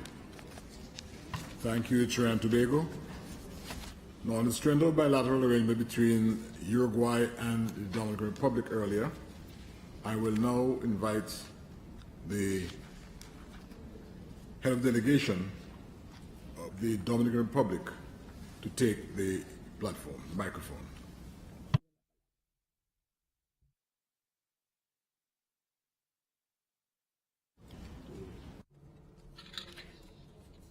Thank you very much, Mr. President. We appreciate your flexibility and the kindness of Uruguay to have switched with us. Colleagues, it is a great honor to participate in this General Assembly on behalf of the government of the Dominican Republic. Allow me to express our sincere thanks to the people and government of Antigua and Barbuda for their hospitality and for having hosted this important meeting. A year ago, the Dominican Republic highlighted the importance of going towards an OAS that better reflected the values of our society. At that point, we said it was the moment to consider the geographical rotation and rebalancing with respect to gender of leadership. And so we are pleased to see now that we have embarked on this path, in other words, the right path. The recent election of the Secretary General, Albert Ramdin, and the Assistant Secretary General-elect, Laura Gil, marks a renewed stage for our organization. We trust that their joint leadership will meaningfully contribute to a more efficient, inclusive, and representative OAS. We cannot but highlight the important role that Nestor Mendez has played, the outgoing ASG. Thanks to him, we have been able to strengthen fundamental areas in the hemispheric agenda, especially with respect to social inclusion, gender equity, and citizen participation. We wish him the best in his future endeavors. We know that his mark will be enduring in this organization. The General Assembly is being celebrated under the topic of building resilient and inclusive economies in the Americas. This is urgent given the environmental and economic challenges we are facing in our region. In that context, climate change is a persistent and direct threat to our efforts to have development, as already pointed out.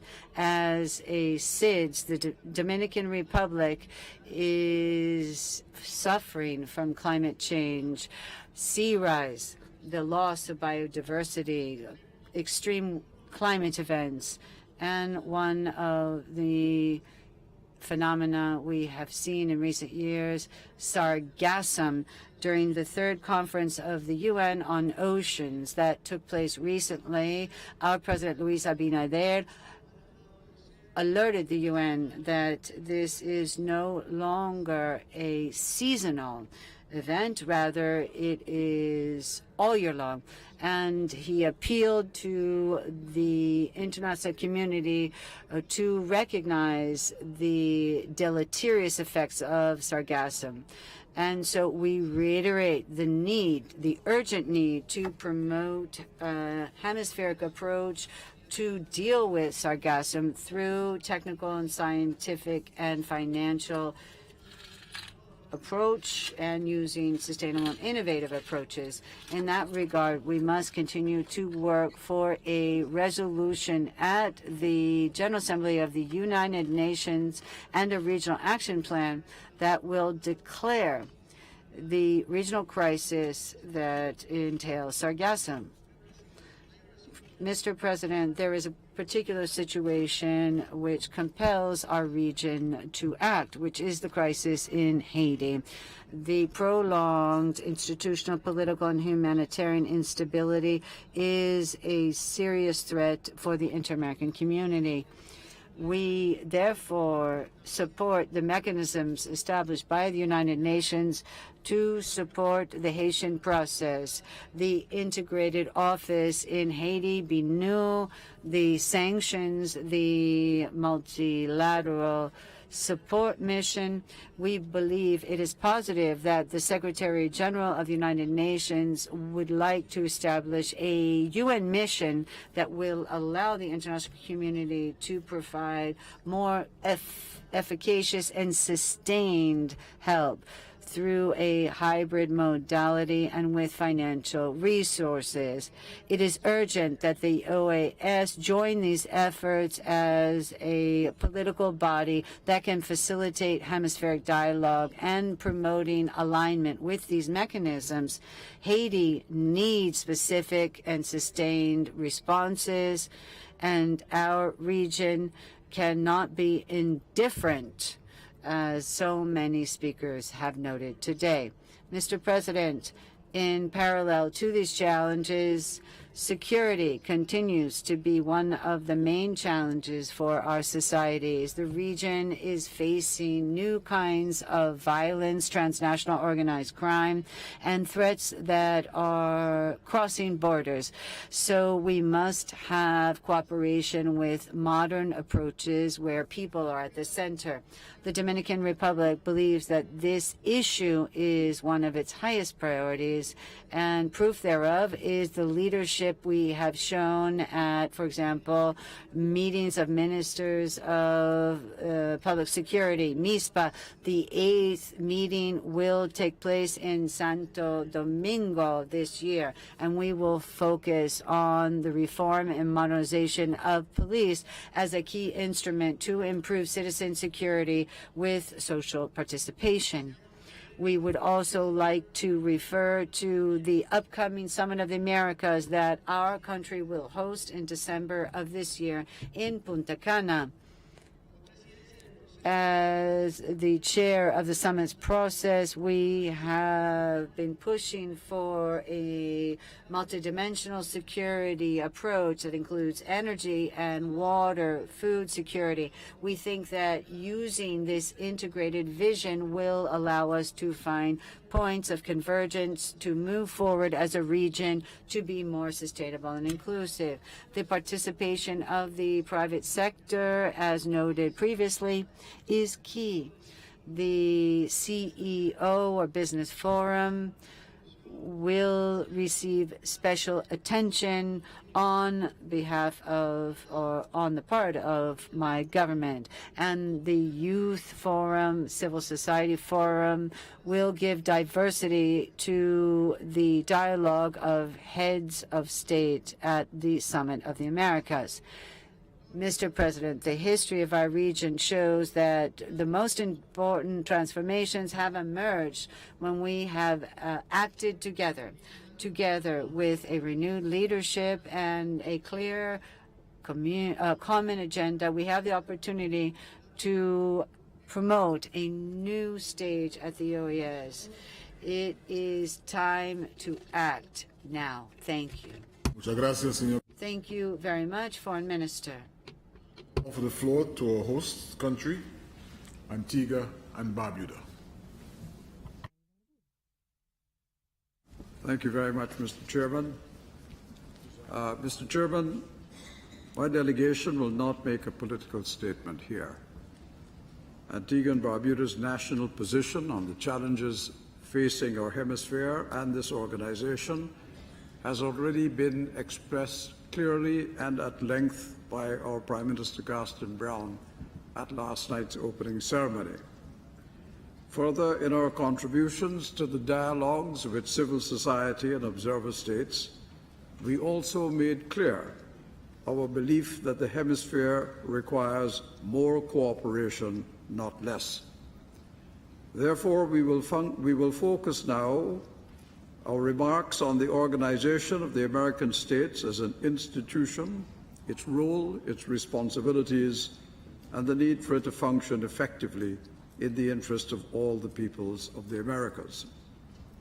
But let me start first, Mr. Chairman, by saying that the government and people of Antigua and Barbuda thank every delegation that is gathered here for accepting our invitation to this historic OAS General Assembly. It is our great pleasure to host you all in our island. Your presence affirms the respect you accord our nation and our contributions to this organization, and for all that, we are very grateful. By gathering under the theme Building Resilient, Inclusive Economies in the Americas, you affirm our shared responsibility to confront today's challenges together.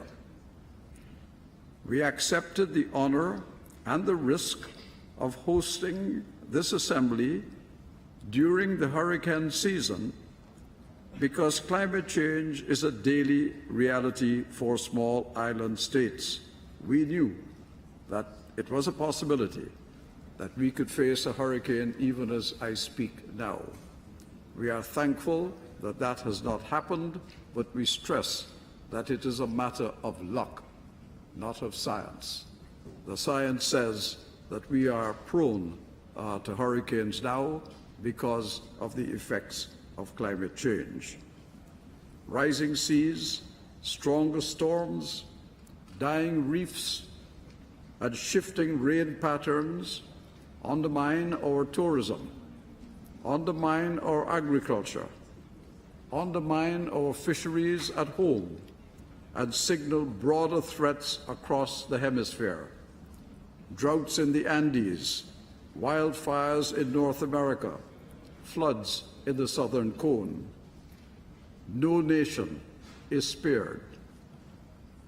Beyond natural disasters, global pandemics, regional wars, retreat from multilateralism, and rising inequity within and between countries, the Americas are faced with unprecedented challenges to their peace and progress. For small states like mine, the OAS stands as a unique institution that can forge common solutions, but only if member states remain committed to its charter and provide it with adequate resources. No ship can sail with tattered sails and an understaffed crew. Our new Secretary General, Albert Ramdin, comes from a CARICOM country, and we are confident that his experience will help the organization to carry out the mandates set by member states. Yet, he inherits a budget of barely $90 million when at least $120 million is required. In the parlance of the Caribbean, he's been given a basket to carry water. Chronic underfunding, late payments, and political weaponization of quota contributions strangle the OAS. Timely payment is an obligation, not a bargaining chip. Our work to ensure that the OAS is equipped both structurally and financially must also recognize an inconvenient fact, and that inconvenient fact is this: Cuba and Venezuela are no longer active members of this organization. Perpetuating the myth of 34 active members produces erroneous accounting and distorted budgets, while calculating voting majorities on that fiction unfairly distorts our decisive actions. To restore accountability, equity, and decisiveness, we must acknowledge that the OAS now comprises 32 active members, not 34. There may come a time when Cuba, Venezuela, and Nicaragua choose of their own volition to re-enter the OAS in full conformity with the principles of our Charter.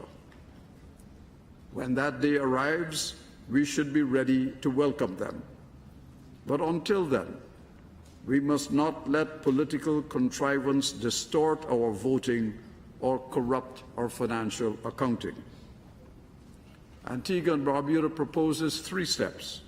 First, let us adopt a realistic budget that provides the resources for the organization to fulfill its responsibilities to the peoples of the Americas. Second, let us reform the quota system to end its use as leverage and ensure timely, full payments by all active members and to include penalties for non-payment. This is the only organization in the world where you cannot pay and yet command every senior position in this organization, be chair of every committee, and even be the chairman of the General Assembly. We also have to align, as a third point, we have to align governance rules with reality, basing every calculation on the 32 members who are present, committed, and engaged. These are absolute prerequisites if the OAS is to respond swiftly to crises, support its members equitably, and help build the resilient, inclusive economies that our citizens deserve. Mr. Chairman, in an interconnected world where actions ripple far beyond sovereign borders, my delegation reminds that short-term national political agendas must not be pursued at the expense of regional and global stability, or the price that we will all pay will be extremely high. Antigua and Barbuda holds to the belief that national stability and prosperity can only be sustained through deeper cooperation, shared responsibility, and mutual respect. And that is the task that is before this organization. Thank you very much, Mr. Chairman. Thank you, Ambassador Saunders. A continuación, pasamos la palabra. We now give the floor to the delegation of Argentina. Thank you, Mr. President of the General Assembly, who, in addition to the warm hospitality your country has shown to us, speaks Spanish beautifully, which I was unaware of, and I made an effort on the margins of the Assembly to speak to you in English, not realizing that you speak such beautiful Spanish. Secretary General, Assistant Secretary General, Mr. Mendes, let me add my words to my dear colleague from St. Lucia, because everything he said is what I would have liked to have said. So we'll save time by not repeating that, but I add my voice to his. Heads of delegation, fellow ministers. I'd like to begin by expressing thanks for the hospitality shown to us by Antigua and Barbuda, and congratulate Secretary General Albert Ramdin, whose success we support. And we understand this is a ratification of his commitment to look forward. We are convened under the aegis of building resilient and inclusive economies in the Americas. Argentina began this work with the election of President Milei, and has undergone structural transformation to reduce the size of the state, reducing inflation, and the end to a fiscal deficit, even achieving a reversion of balance of payments. And all of this puts us back on the course to be a prosperous nation guided by a respect for life, property, and freedom. Liberty in its political and social dimensions will mean a real inclusion of all persons in our society. Mr. President, as was just noted by the Secretary General, true progress requires time, trust, and a sustained effort. And in this spirit, we reaffirm our commitment to support this process with a view to a more effective and efficient OAS, to build a continent that is ever more unified and in our diversity. And along these lines, within the context of this General Assembly, we present an agreement for cooperation between the Inter-American Institute for Agricultural Cooperation, Antigua and Barbuda, and Argentina to reinforce farming industries and food security, an experience that we hope may be repeated with other countries of my fellow countries in the Caribbean. Argentina is experiencing the longest period of democracy. This year, we celebrate 42 years of uninterrupted democratic governments. And from this perspective, we must never leave behind the important challenge of consolidating democracy in our region. The undermining of this system, which guarantees the rule of law, is inadmissible, as is established in the first article of the Democratic Charter. The peoples of the Americas have a right to democracy, and governments have the obligation to promote and defend democracy. The perpetuation of dictatorships in our continent is against the most basic principles of popular will and is an attack on the foundational values of this organization. Violations of human rights and the abuse of power by the regime of Maduro is one of the clearest examples of this scourge. On July 28, 2024, the people of Venezuela massively demonstrated through a vote for a democratic alternative, an election which was brutally ignored in violation of Article 21 of the Universal Declaration of Human Rights, which consecrates the will of the people as the basis for authority and public authority and power. On January 10 of this last year, is an attack on President Urrutia, democratically elected. The attack on the residence of the Argentine ambassador in Caracas and the attack on Venezuelan citizens who sought asylum there violated the international obligations of those who abrogate to themselves the illegal power that they have taken in that country. Mr. President, you have heard me say this on other occasions at the OAS. Asylum is not a matter of being of the left or of the right.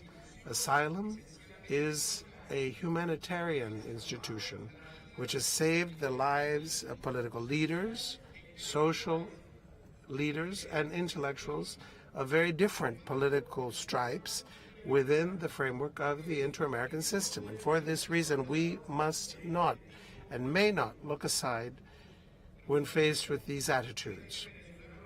But once again, the arbitrary detention of foreigners by the regime in Venezuela through a systematic state terrorism and repression, committing crimes against humanity, as has already been stated in this organization. Once again, we call for the immediate release of Nahuel Gallo, a citizen of Argentina, as well as that of other persons illegally detained, ensuring their physical and psychological freedom, in guaranteeing their human rights in keeping with international law and treaties in existence between both countries. We may not condemn the forced disappearance of persons in general, but not mention in any way the systematic and specific violation. Venezuela is not present today, as is the case for Nicaragua, but these absences must not confuse us, because the millions of voices of those neighbor and sister and brother countries, which what they do not expect of this organization is silence. We are concerned for the situation in our fellow Republic of Haiti. Argentina is willing to collaborate as it has done in the past. For that reason, this year became part of the working group on Haiti and expects, on the one hand, that the resolution adopted in this assembly will contribute to address the scourge of armed criminal gangs in that country, and that the roadmap proposed by the Secretary General will make it possible to bring together all relevant actors to help Haiti return to being a normal country with respect for its dignity. We are firmly convinced that Argentina can play a clear role in strengthening a region with peace, mutual respect, and dignity. And for that reason, through our ministries of justice, we are presiding the working group RANDOT, the Organization of High Authorities, a group of experts for the control of money laundering, (LAVEX). This is one of the preconditions to consolidate democracy. Likewise, and pained by the recent loss of Pope Francis and aware that his legacy will be strengthened by the discussion group formed by Argentina that will include the spiritual dimension of persons, freedom of religion, freedom of thought, and freedom of conscience, to revitalize this important component of international law in its Latin American expression through mutual cooperation, and to contribute to the prevention of all forms of discrimination and religious intolerance. As Pope Francis said, making our contribution to peace. Mr. President, to conclude, we are mindful of the future of the Inter-American Commission on Human Rights, an institution that has always been a proud example of the inter-American system. We know that many efforts must be taken to strengthen its neutral role vis-à-vis governments and other social actors in civil society. We need a commission that would support countries to reinforce their institutions and systems, and to address the issues of institutional responsibility. We believe and promote the role of this commission and will continue to do so for the benefit of all. Mr. President, let me, before concluding, reassert the legitimate rights of the Argentine Republic on the Malvinas Islands, the South Sandwich and South Georgia Islands, and adjacent maritime areas, supported by the unanimous will of the Argentine people, and thank all countries in the region in this organization where the Malvinas issue has been qualified and characterized as a matter of hemispheric interest. We renew our call for the United Kingdom and the Republic of Argentina to sit down at the same table to engage in all of the cooperation possible for the excellent relationship between the United Kingdom and the Republic of Argentina. The worldwide scenario and the scenario in our region require us to return to the foundational values of our hemisphere. We must continue to be a beacon of democracy and peace, setting forth a roadmap for all peoples who wish to live in peace. We know that these are part of the rules of democracy. And of course, what we can do is to think that the best democracy may be a matter of discussion, but what is not democracy, or what is not democratic, may not be up for discussion. Thank you for the opportunity to address. I will return to this country not to work so much, but just to enjoy this beautiful country. Thank you, Argentina. It will be a great pleasure to offer the floor to the head of delegation of the Bahamas.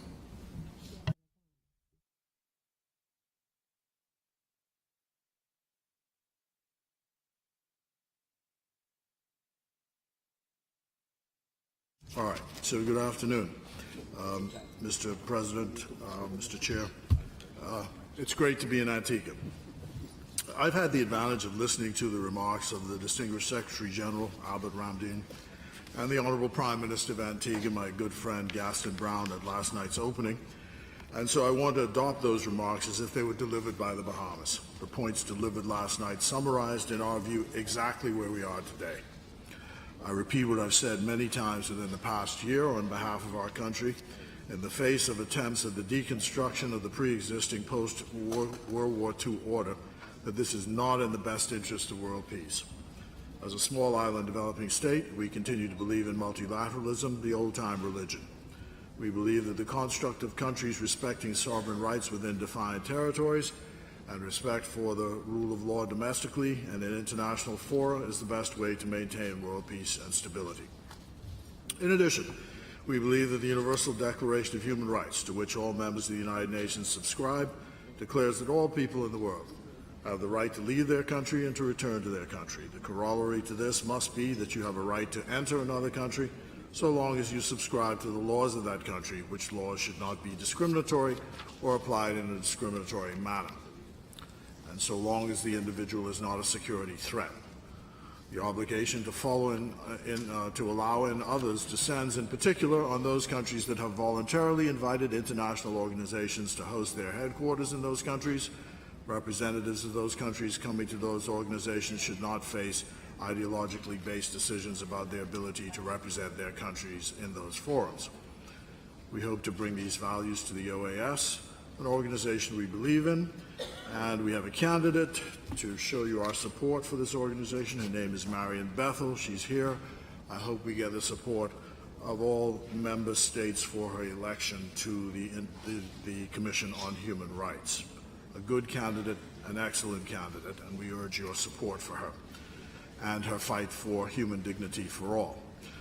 I look forward, following this assembly, to being in the Dominican Republic later this year for the Summit of Americas on a bilateral basis to continue the close work that we have begun together on these themes across the sub-region.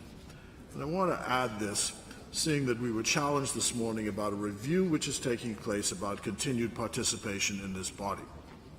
It seems to me that all countries in any review who are part of this body ought to consider themselves a sine qua non to this organization. So withdrawal should not be part of the review, instead engagement. Because if there were no OAS today, we'd have to invent it.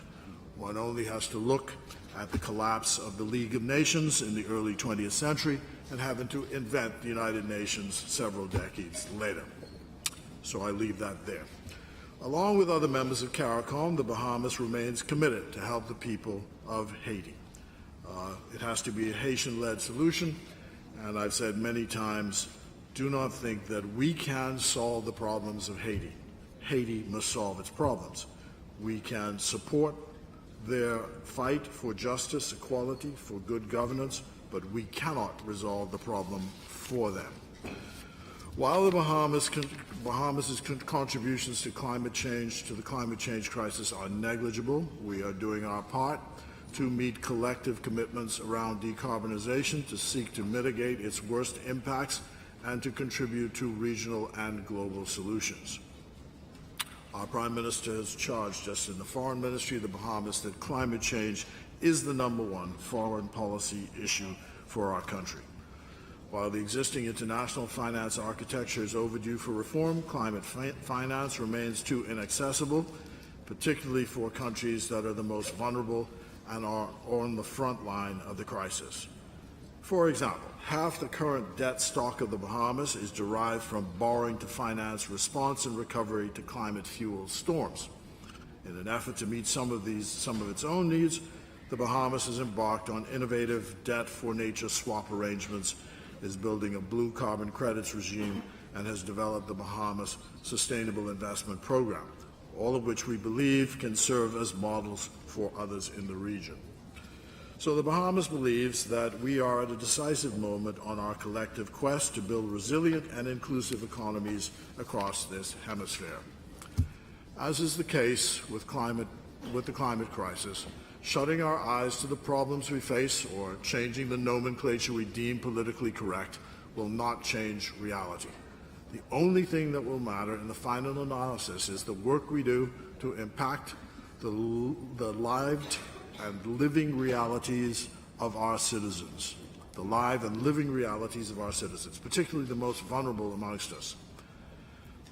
As a hemisphere still gripped by the legacies of the original sins of slavery, racial segregation, and native genocide, the Bahamas also believes that the Americas can and should lead the world on advocacy for reparative justice for persons of Afro descent, indigenous persons, and other vulnerable groups.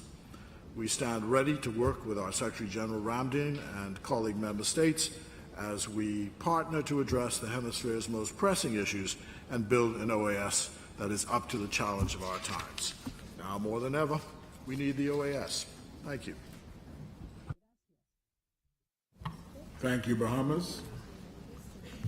Might I now invite the head of delegation from Barbados to take the floor.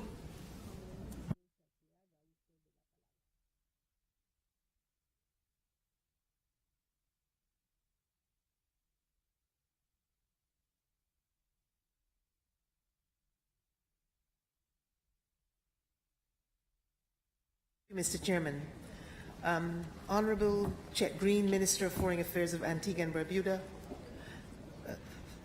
Assistant Secretary General Nestor Mendez, Excellencies, ladies and gentlemen, I extend greetings from Bridgetown, Barbados on behalf of the government and people. I also wish to apologize for the absence of Foreign Minister Kerry Simmons, who deeply regrets that he could not be present for this 55th General Assembly in our CARICOM community of St. John's, Antigua. Additionally, I take this opportunity to express our gratitude to the government of Antigua and Barbuda for their exceptional hospitality. Nestled between the Caribbean Sea and the North Atlantic Ocean, St. John's, Antigua is the ideal location for our discussions, and we hope that our proposals and resolutions will resonate with and bring benefits to the citizens of the Americas. The theme, building resilient, inclusive economies in the Americas, requires us to take bold steps, recognizing that past efforts have sometimes failed to meet expectations. But the question is, how do we begin to build resilience? How do we prove that multilateralism is not just a hollow refrain, but also truly a force that can tackle the immediate and emerging challenges of our times? How do we demonstrate that our collective power is far greater than the fragmented, disjointed efforts and sometimes destructive actions of individual nations, but is the best remedy to save our Americas from collapsing under our watch? Most importantly, how do we inspire instead of demoralize the ordinary citizens whose lives are torn apart daily by actions largely outside of their control? To achieve this, Mr. Chairman, we must accept some harsh truths. Building resilience through multilateralism will involve strengthening hemispheric and international cooperation to address global challenges and adapt to future shocks. This approach must emphasize the need for flexible, adaptable, and inclusive institutions that can withstand disruption and maintain effective operations during crises. It also requires a shift in focus from striving for perfection in global institutions to building systems capable of navigating uncertainty and change. Our institutions must be nimble. Many global issues such as the climate crisis, pandemics, and economic instability cannot and will not be solved by individual nations, but by a coordinated global effort, a reinvigorated and energized multilateralism. Building resilience, Mr. Chairman, requires that institutions such as this OAS must adapt to changing circumstances and withstand geopolitical and geoeconomic upheavals. This asks us to eschew being rigid, inflexible, and cooperation must be directed towards enhancing citizen empowerment and promoting sustainable, balanced, and inclusive growth. The COVID-19 pandemic highlighted the importance of global collaboration in developing solutions like vaccines, demonstrating the value of a multilateral approach to health crises.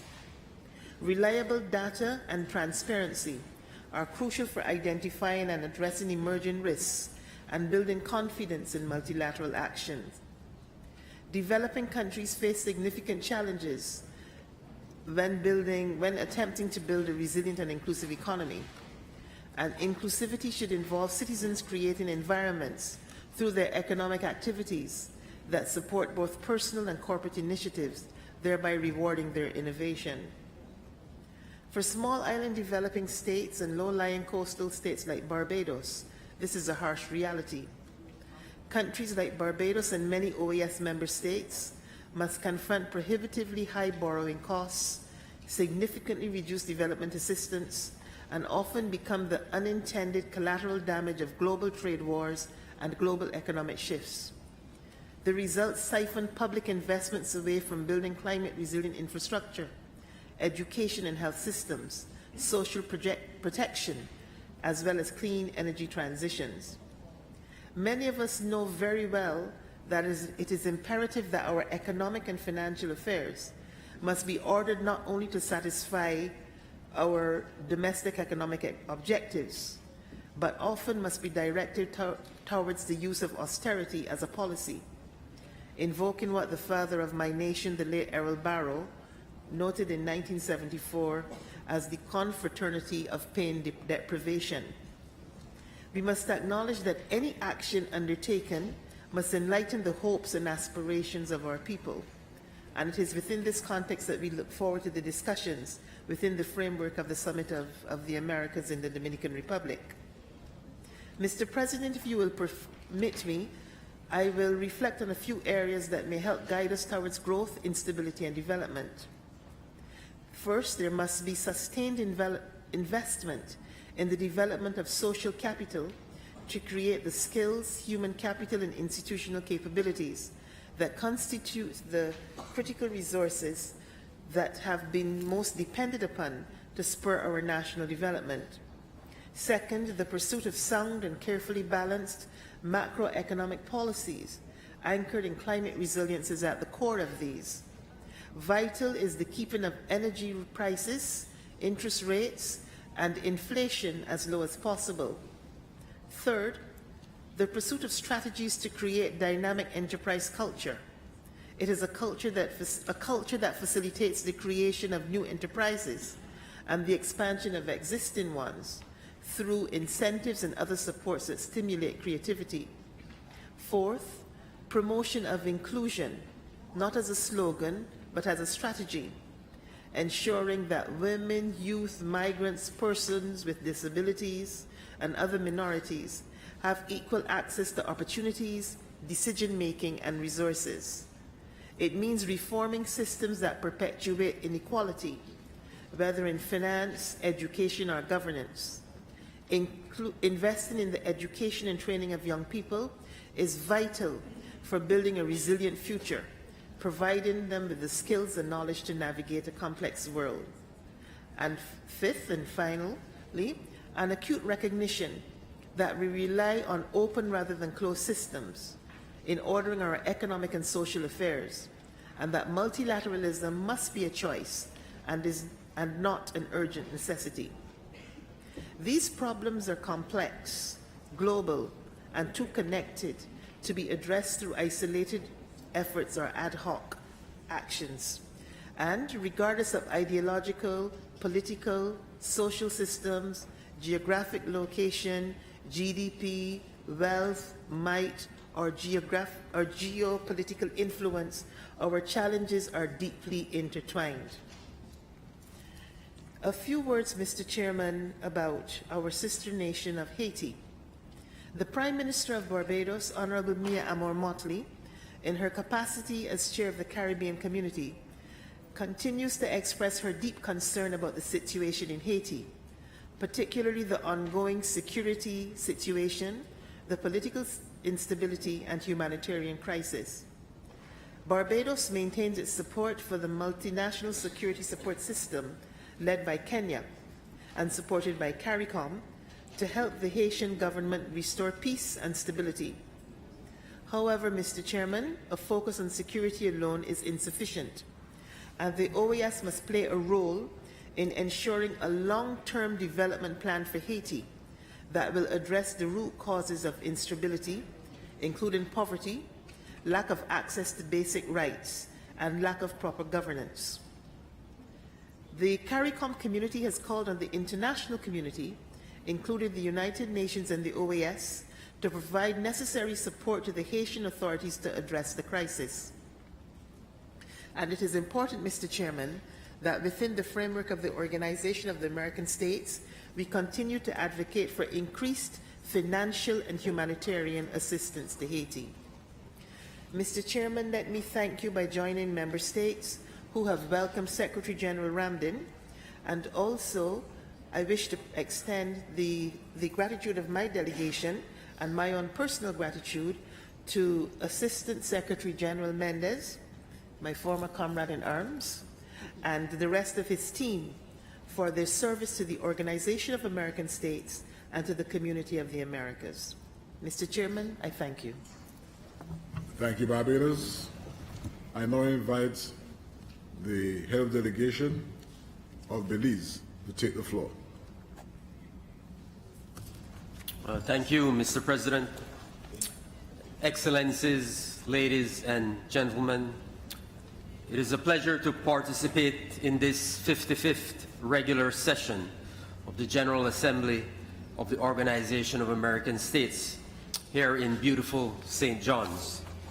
On behalf of the government and people of Belize, I extend sincere thanks to the government and people of Antigua and Barbuda for their generous hospitality and warm welcome. Mr. President, allow me first to offer heartfelt congratulations to His Excellency Ambassador Albert Ramdin on his election as Secretary General of this esteemed organization. Ambassador Ramdin brings a wealth of institutional knowledge, regional insight, and steady leadership, qualities much needed in these challenging times. Excellency, Belize pledges its full support as you assume this solemn responsibility. We also take this opportunity to express profound appreciation and warm commendation to our compatriot, Ambassador Nestor Mendez, as he concludes his tenure as Assistant Secretary General. Over the past decade, Ambassador Mendez has distinguished himself through tireless diplomacy, unwavering professionalism, and steadfast commitment to the values of this organization. Mr. President, Belize renews its strong and unwavering commitment to the core purposes of the OAS: democracy, human rights, peace, security, and development. These shared objectives are under increasing strain across the hemisphere and around the world, making the role of the OAS as the guardian of our shared democratic space even more vital. The organization must continue to evolve to address current challenges while remaining anchored in its founding ideals. It must serve as a catalyst for inclusive and sustainable development in our region. The theme of this General Assembly focused on building resilient and inclusive economies is both timely and ambitious. The challenges before us are immense. Latin America and the Caribbean continue to grapple with extreme poverty, inequality, and food insecurity. The region remains one of the most violent in the world, with the highest per capita homicide rates. The human and economic toll is staggering. In some countries, it is estimated that violence costs as much as 8% of GDP. We must confront these crises head-on, addressing security challenges that erode development and good governance requires coordinated, multidisciplinary, and hemispheric action. Root causes, poverty, the illegal arms trade, transnational organized crime, must be tackled collectively. It is for this reason that CARICOM heads of government have declared war on guns and have called on all actors to take urgent action to halt the illegal flow of firearms and ammunition into our region. Nowhere are the devastating effects of illegal arms trafficking more tragically evident than in Haiti. The Haitian people continue to endure a humanitarian, political, and security catastrophe. Belize stands in full solidarity with Haiti and supports Haiti's efforts to restore constitutional order, stability, and development, led by Haitians and supported by the region. We urge the international community, including this organization, to keep the faith with Haiti. Words of concern must be followed by concrete, sustained action. At the same time, the hemisphere is grappling with the challenges arising from migration. Across the Americas, families are on the move, fleeing violence, economic hardship, political instability, and the worsening impacts of climate change. Belize, like many small states, is both a country of transit and destination. While every state has the sovereign right to protect its borders, we must approach this challenge with compassion, solidarity, and in accordance with international law. A coordinated, rights-based response is essential, one that addresses root causes and reaffirms our shared responsibility. Desperation must not be criminalized. Instead, we must humanize our policies and stand with the most vulnerable. Excellencies, our small and vulnerable states in the Caribbean are in a battle with climate change. Climate-related disasters are increasing in frequency and intensity, undermining productivity, food and water security, public health, and placing unprecedented strain on our fiscal space. Building resilient economies in the face of such threats is not optional, it is imperative, but we cannot do it alone. We must accelerate global efforts towards decarbonization and support the transition to climate-resilient, carbon-neutral societies. The region is already making strides. It exceeds the global average in the adoption of clean energy and produces over 1/3 of the world's lithium, vital to a sustainable energy future. With sound planning and hemispheric coordination, we can unlock the full benefits of the global energy transition. As we look towards Belém for COP30, Belize encourages further collaboration to strengthen the global response on adaptation and loss and damage. In particular, our countries can work toward the goal of progressing the adaptation implementation agenda in Belém. Addressing these interlinked crises is critical if we are to reverse weak growth and investment trends in our region. Greater regional integration, including the expansion of intra-regional trade, will reduce our vulnerability to external shocks and contribute to sustainable economic growth. The OAS must continue to provide the space for dialogue leading to the removal of trade barriers and the creation of opportunities for economies, large and small alike, to prosper in a rapidly evolving geopolitical context. As we contend with serious issues in our region, we must also remain mindful of escalating conflicts beyond our hemisphere.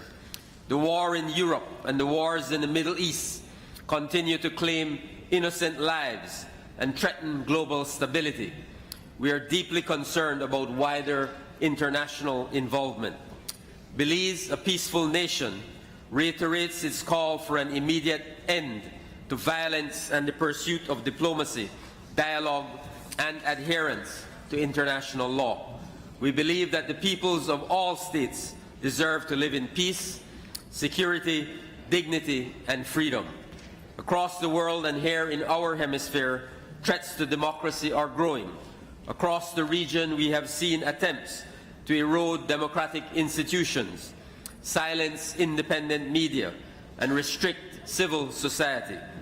Belize stands resolutely in defense of democratic governance, the rule of law, and transparency. We urge the OAS to continue its vital work promoting peace and supporting democracy. Indeed, a shining example of the effectiveness of the OAS is the vital role it plays in promoting a peaceful resolution to the territorial dispute between Belize and Guatemala, especially through the OAS office in the adjacency zone and the broader confidence-building process. Belize expresses its deep appreciation not only to the OAS, but also to the supporting permanent observers, in particular the Kingdom of Spain, the Republic of Italy, and the European Union, for their steadfast commitment to the process. Their contributions have been instrumental in maintaining stability on the ground and in supporting the path to a final, just, and peaceful settlement of the dispute through the International Court of Justice. Mr. President, as we look ahead, let us reaffirm the relevance and vitality of the OAS. Let us ensure that this organization remains responsive to the needs of all of its members, especially the smallest and most vulnerable. In an interconnected world, multilateralism is not merely an option, it is a necessity. In closing, Belize renews its enduring commitment to the Organization of American States and the values that unite us. We offer our voice, our partnership, and our full cooperation in the collective pursuit of a more just, peaceful, and prosperous hemisphere for all. I thank you. Thank you, Belize. A continuación, pasamos. Now, I'd like to give the floor to the delegation of Bolivia.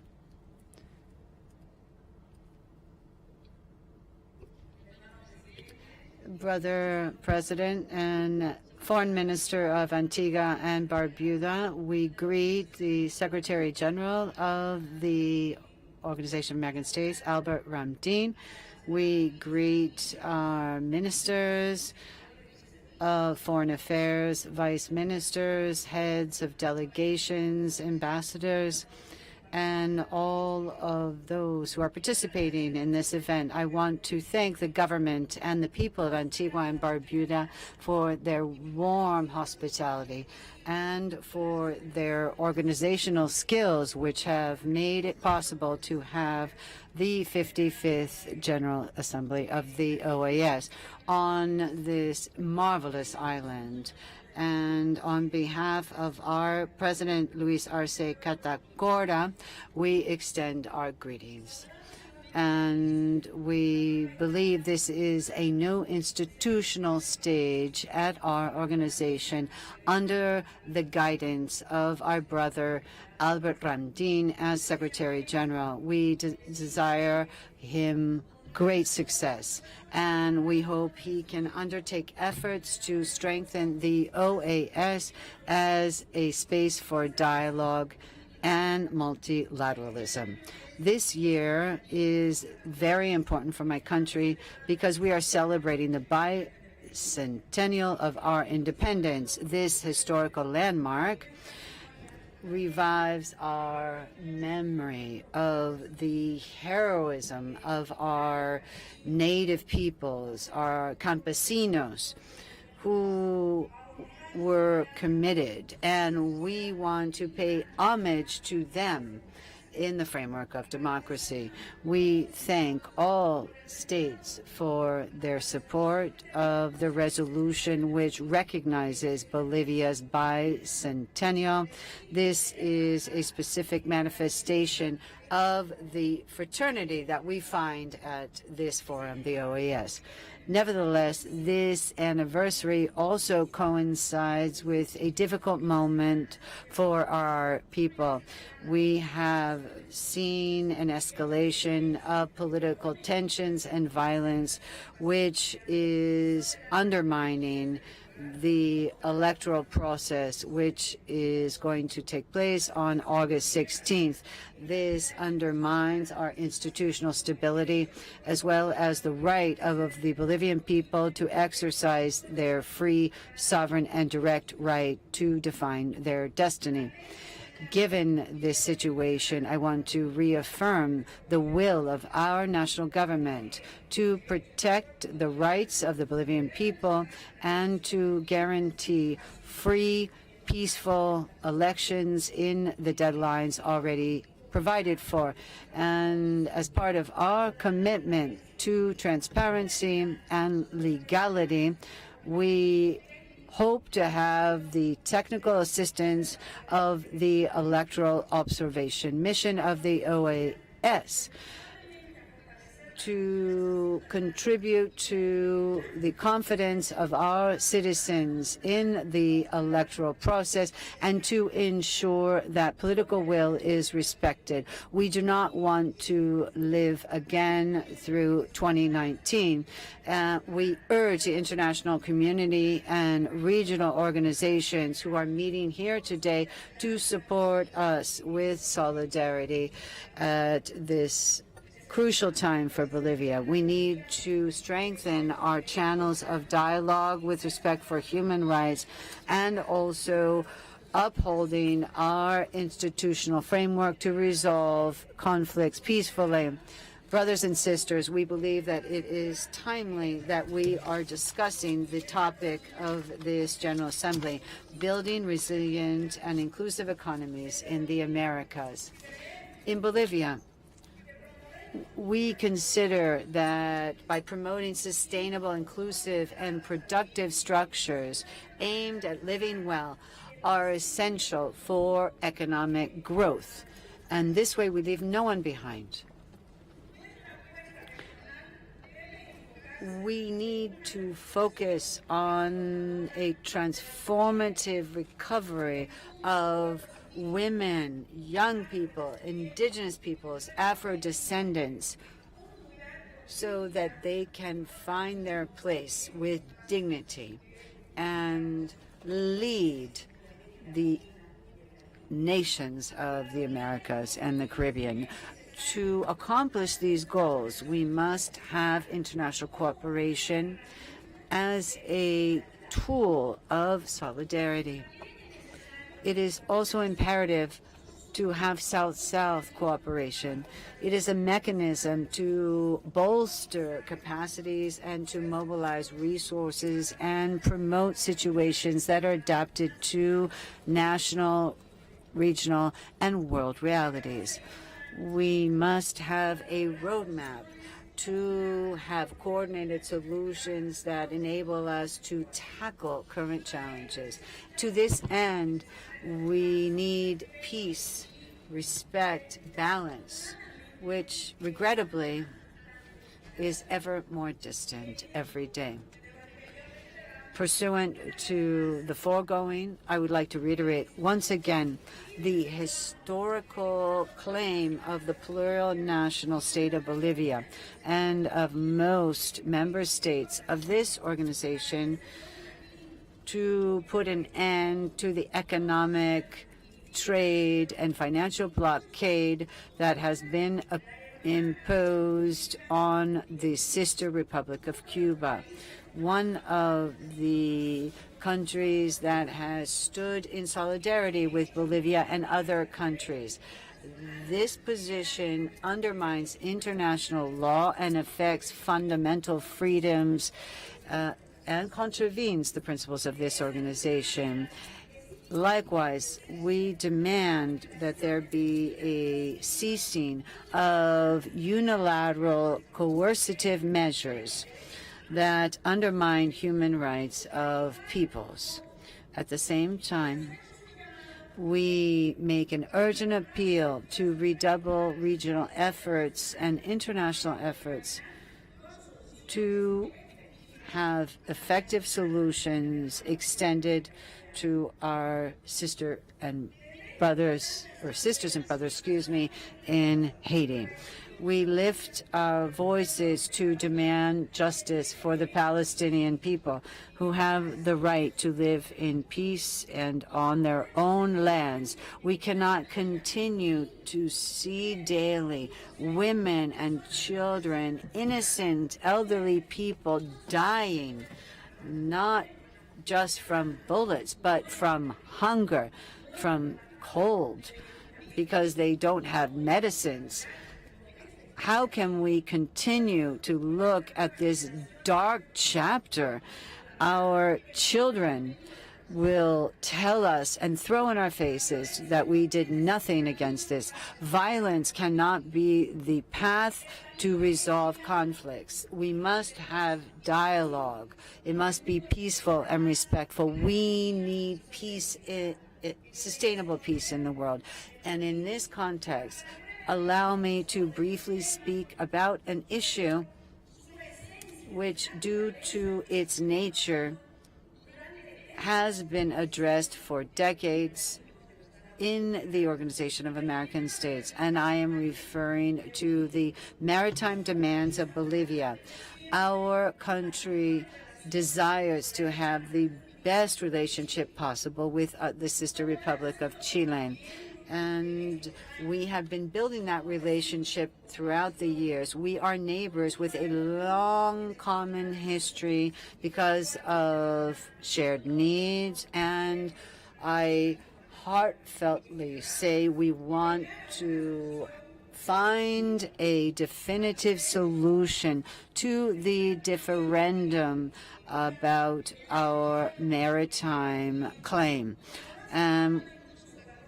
The International Court of Justice has spoken to this on October 1, 2018.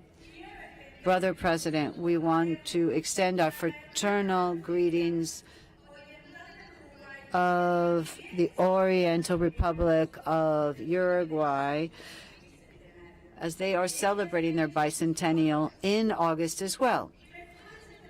These historical dates bolster the commitment of our nations with respect to integration and solidarity.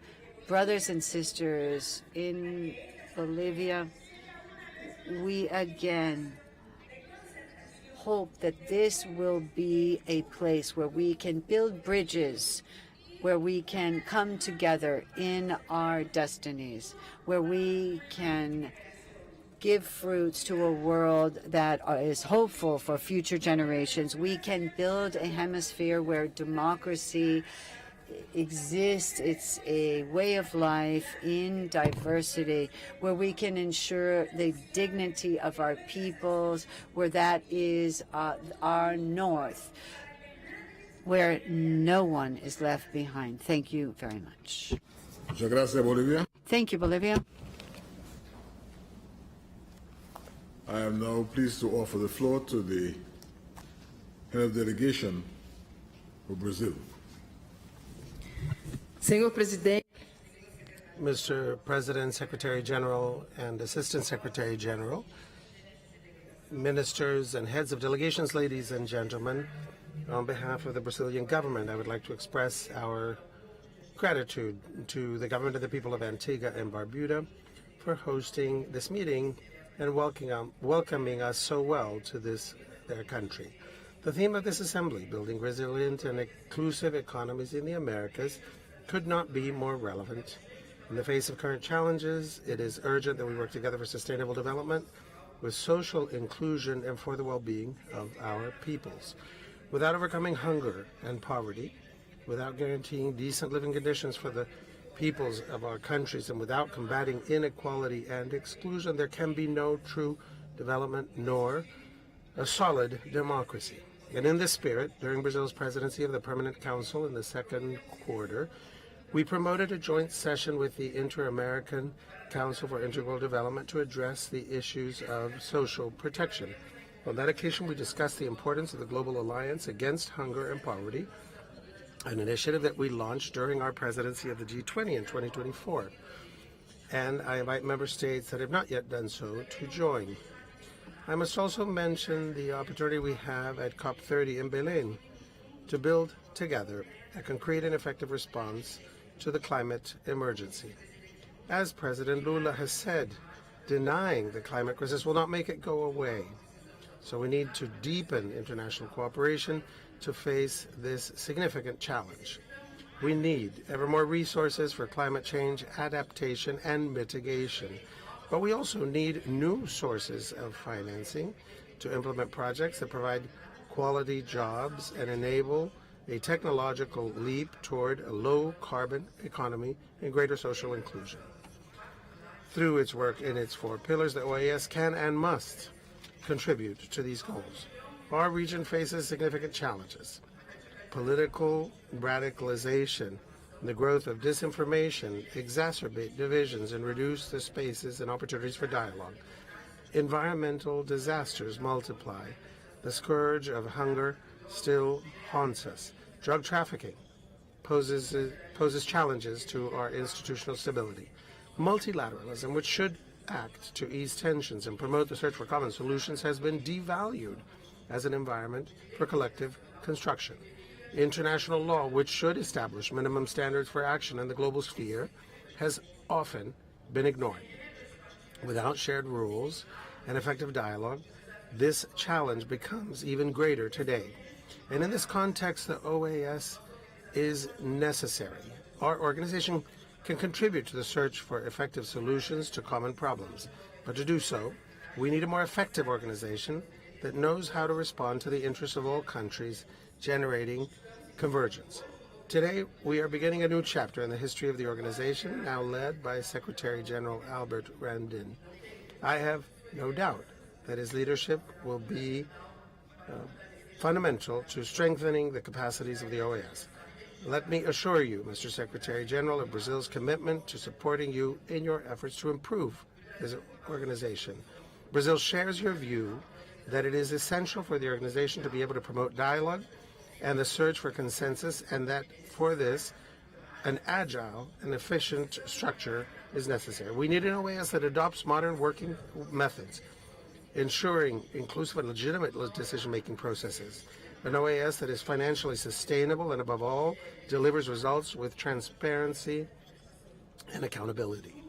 Together, we have an opportunity today to put the organization on the paths of understanding and respect for international law, allowing it to once again be able to mediate and to be a relevant interlocutor, a condition to make a difference on the ground. And for this purpose, to this end, we must work to ensure that the OAS once again enjoys the participation of all countries of the Americas. It is also essential to avoid setbacks in the field of human rights, seeking to improve procedures that ensure greater dialogue with all actors, as well as transparency and legal certainty. The Inter-American Commission on Human Rights, as well as the Inter-American Court of Human Rights, are 2 fundamental institutions in this effort and must be strengthened in future budgetary discussions. The nomination of a national of Brazil, Fábio de Sais Silva, to the Inter-American Commission on Human Rights reflects our commitment to this human rights agenda. Brazil believes that Fábio de Sais Silva will be able to contribute to the work of the Commission, bringing a constructive vision to strengthen dialogue and cooperation within the Inter-American human rights system.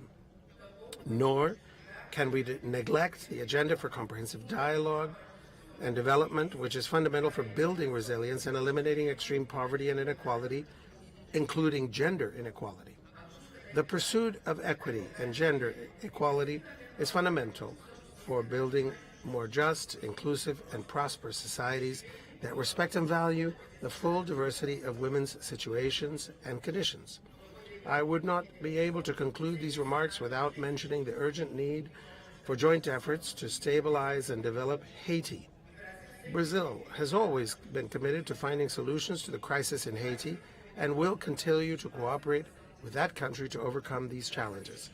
Brazil joins others in the call on the international community to support the efforts of the Haitian interim government to dismantle gangs, lay the foundations for lasting social and economic development, and hold elections as soon as security conditions allow this. More than ever, We need solidarity and collective support to help the Haitian government and people overcome this crisis, and we must keep a close eye on those forced to flee violence and insecurity in that country. The OAS, without interfering in the prerogatives of the United Nations Security Council in matters of peace and security, is in a position to promote projects in areas that are fundamental to resolving the crisis, such as police training, combating arms trafficking and arms control and tracing, community policing, civil registration, many other areas already mapped out in resolutions of this General Assembly, as well as in the Permanent Council. It is in our hands to help build this new era for the OAS with more dialogue, cooperation, and cohesion. Thank you. Thank you. To the head of delegation of Canada. Mesdames et Messieurs les ministres.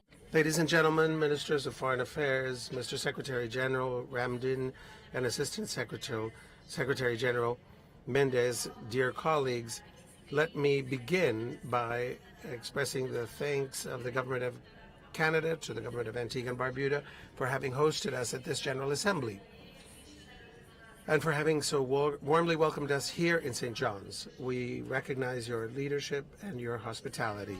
We salute the efforts for the historic election of the newest Secretary General, the first one from the area of the Caribbean, and likewise we salute the election of the newest Assistant Secretary General, the first woman in this role. These elections mark an important effort in moving forward in greater equality and inclusion of all peoples.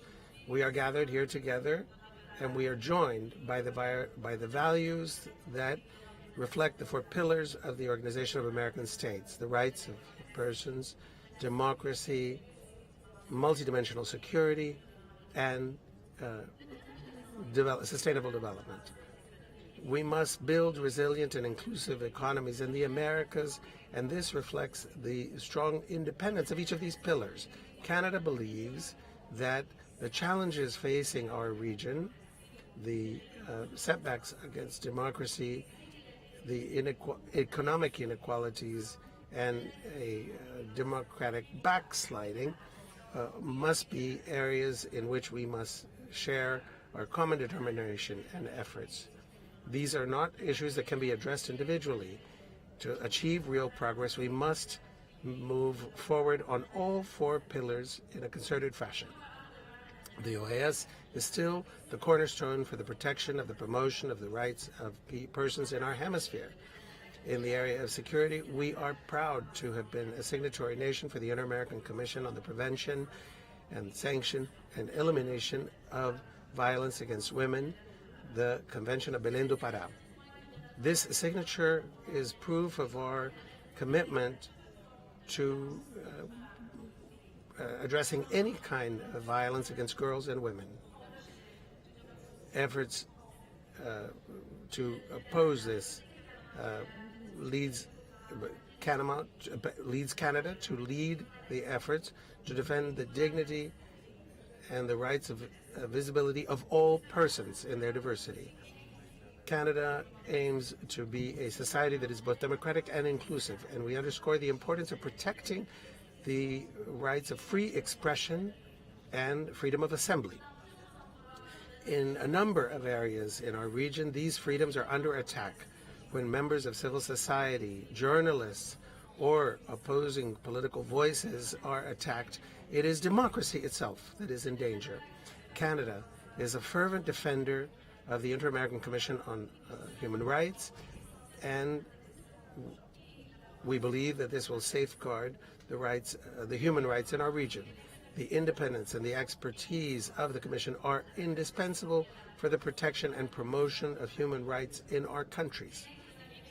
Even though the Americas are the hemisphere of human rights, let us be clear, we face serious challenges today, and we are deeply concerned by the repression of civil society actors and the reduction of democratic spaces, the democratic space in Venezuela.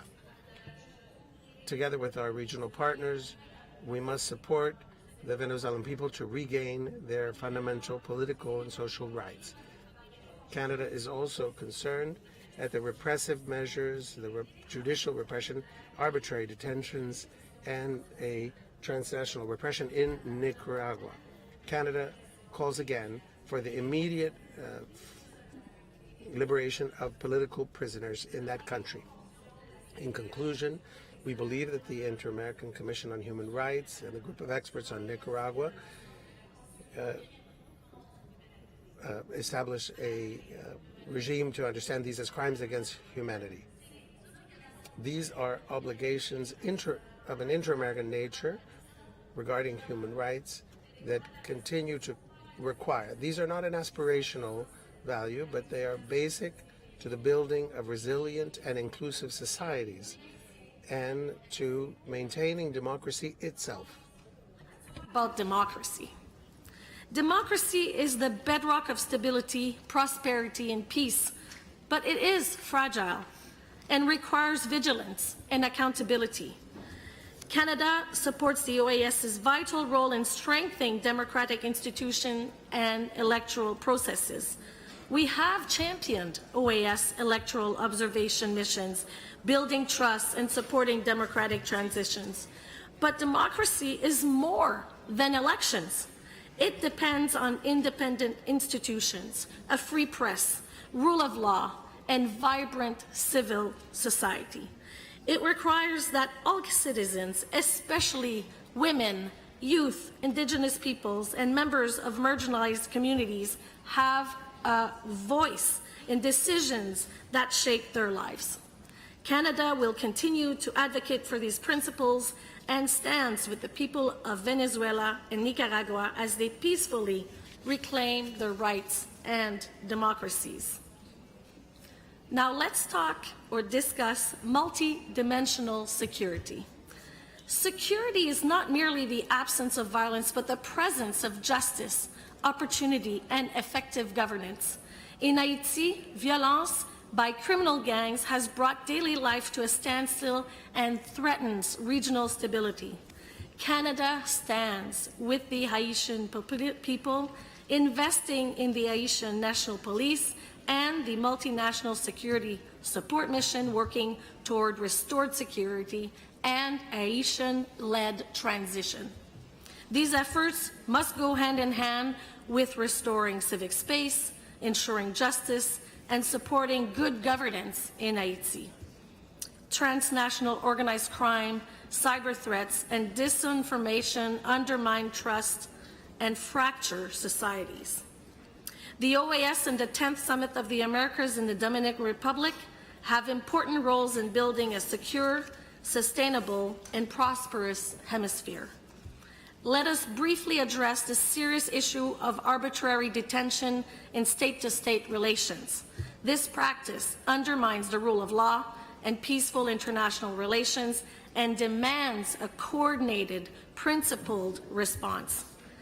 Canada thanks those delegations that have supported our efforts and remains committed to advancing legal clarity and accountability on this matter. And finally, let's talk about integral development. Development must be people-centered, inclusive, and sustainable. Canada is honored to co-chair the OAS group of small island developing states with the Bahamas, and we are committed to supporting the unique development challenges of small island states, especially in the face of climate change and economic volatility. Canada also looks forward to supporting Brazil as it prepares to host COP30 in Belém, which our leaders discussed on the margin of the G7 summit in Canada. Lastly, yesterday, during the Pan American Health Organization's special session on mental health in the Americas, I announced a new investment of $50 million to address barriers impacting the sexual and reproductive health and rights of women and girls. This initiative underscores Canada's commitment to advancing health equity and promoting gender-responsive health systems throughout the Americas. Together, as partners, Canada and the OAS will continue to collaborate on addressing shared health crisis and working toward viable solutions and support women and adolescent girls. In closing, the OAS has a vital role in addressing HESMERFIC challenges. To succeed, it must modernize and become more effective. Canada invests in this organization because we believe it is a force for positive change. With new leadership, we are at a pivotal moment. We must seize this chance to strengthen the OAS and continue working in pursuit of a hemisphere in which all people can participate and express themselves freely, prosper in peace and security, and live with dignity. Thank you. Merci. Gracias. Obrigado. Thank you, Canada. Before we rise for the adjournment this evening, we will take two more interventions, namely Chile and Colombia. And so I very proudly offer the floor to the head delegate of Chile.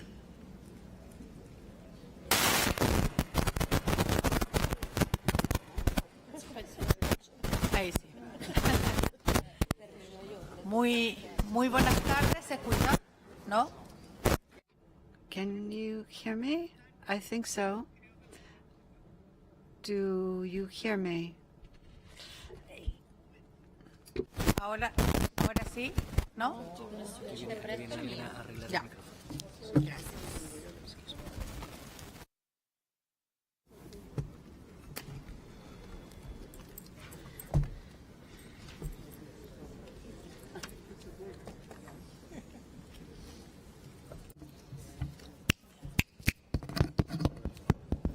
Hola, ahora sí.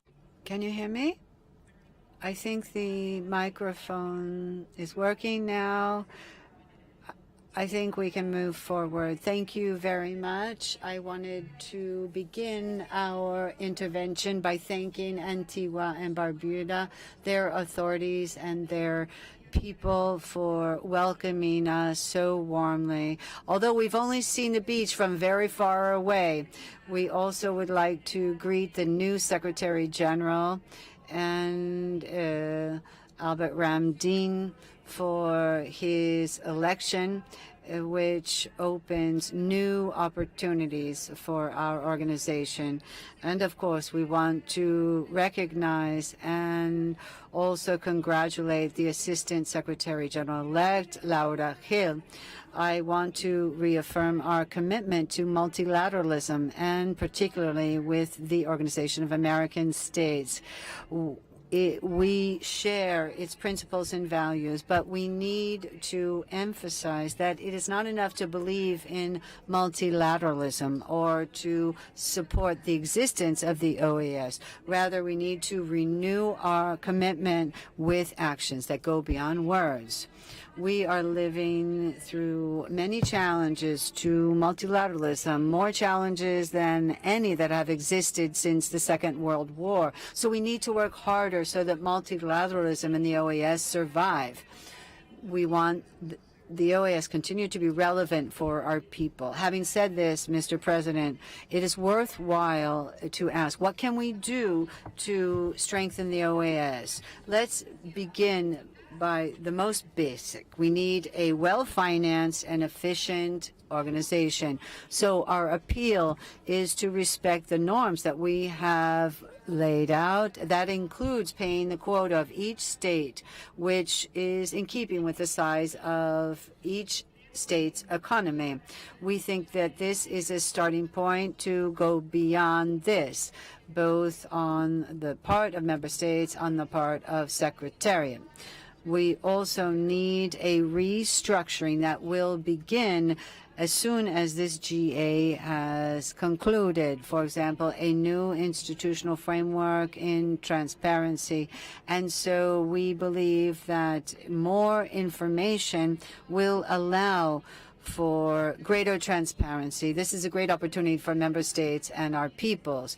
But transparency can lead to more trust and leads to accountability. And we believe that this is a worthwhile objective. The foregoing is just a beginning if we want a viable and useful OAS. The 4 pillars must contribute to the resolution of problems, and they should not be understood as silos. On a daily basis, we share products that come from different parts of the world by defending fair trade with that is just for all. This is fundamental. In our Americas, we need to have better organization around objectives. We need to move forward with development, have legal certainty. We need to defend the environment more, among other tasks. We see the regrettable impact of transnational organized crime that affects our countries. And so it is an important foreign policy issue and needs an appropriate approach to be able to resolve it. Now, the history of our region shows that we can only have security, development, and human rights in the framework of democratic societies. For this reason, Chile has supported the voluntary follow-up group on the Inter-American Charter. We assumed the chairmanship of this group, and we included this in the last GA in the Omnibus resolution. And it offered measures to strengthen democracy. And as Vice Minister of Foreign Affairs, I was able to participate in a meeting which allowed us to exchange best practices in the framework of the Inter-American Democratic Charter through integral and horizontal work. Now, challenges to democracy are different now. We have gone through an era of discontinued threats to an era where we have threats to democracy in an ongoing way and where every day we are facing new phenomena. And I just want to point out a few. Disinformation, restrictions on full exercise of the right of expression, weakening of our institutions, the climate crisis, poverty, inequality, migration, which is not orderly or safe. And allow me to point out that this is a threat to our democracy, that we exclude a gender perspective. This is not a biological issue. Rather, it is a political issue. We cannot have a prosperous democracy if we are excluding 50% of our population. We are, without a doubt, at a regional level, seeing different concerning challenges, for example, in Haiti, the violence that are being unleashed by different gangs, which is undermining institutions. This is a huge challenge that we must tackle. We need to find solutions to overcome a situation that we cannot be indifferent to. While we continue to seek solutions, we will also continue to be committed and to developing, for example, programs to train the national police force, and we are doing this in our country. With respect to Venezuela, we cannot accept the ongoing violations of human rights in that country and the lack of democratic legitimacy. We reiterate our position. It is necessary for the Venezuelan people must be able to decide freely what their future is. The election in July 2024 was a fraud, it was a sham, and did not meet minimum requirements for free and fair elections. We have to denounce this when we see it. We cannot forget Nicaragua. We are willing to continue to lead up with Canada, the voluntary group, to follow up on the situation in Nicaragua. But we must reestablish dialogue with the Nicaraguan authorities. And that means we must have the involvement of member states and the General Secretariat. At a world level, Chile's foreign policy leads us to condemn Russia's aggression against Ukraine. We would call for a ceasefire and we want to see international efforts that lead to a peace accord that can be just and long-lasting in keeping with international law and in respect of Ukraine's territorial integrity. We reject the indiscriminate attacks on the part of Israel against the Palestinian people and the unfounded obstacles thrown up so that humanitarian assistance cannot reach the Palestinian people.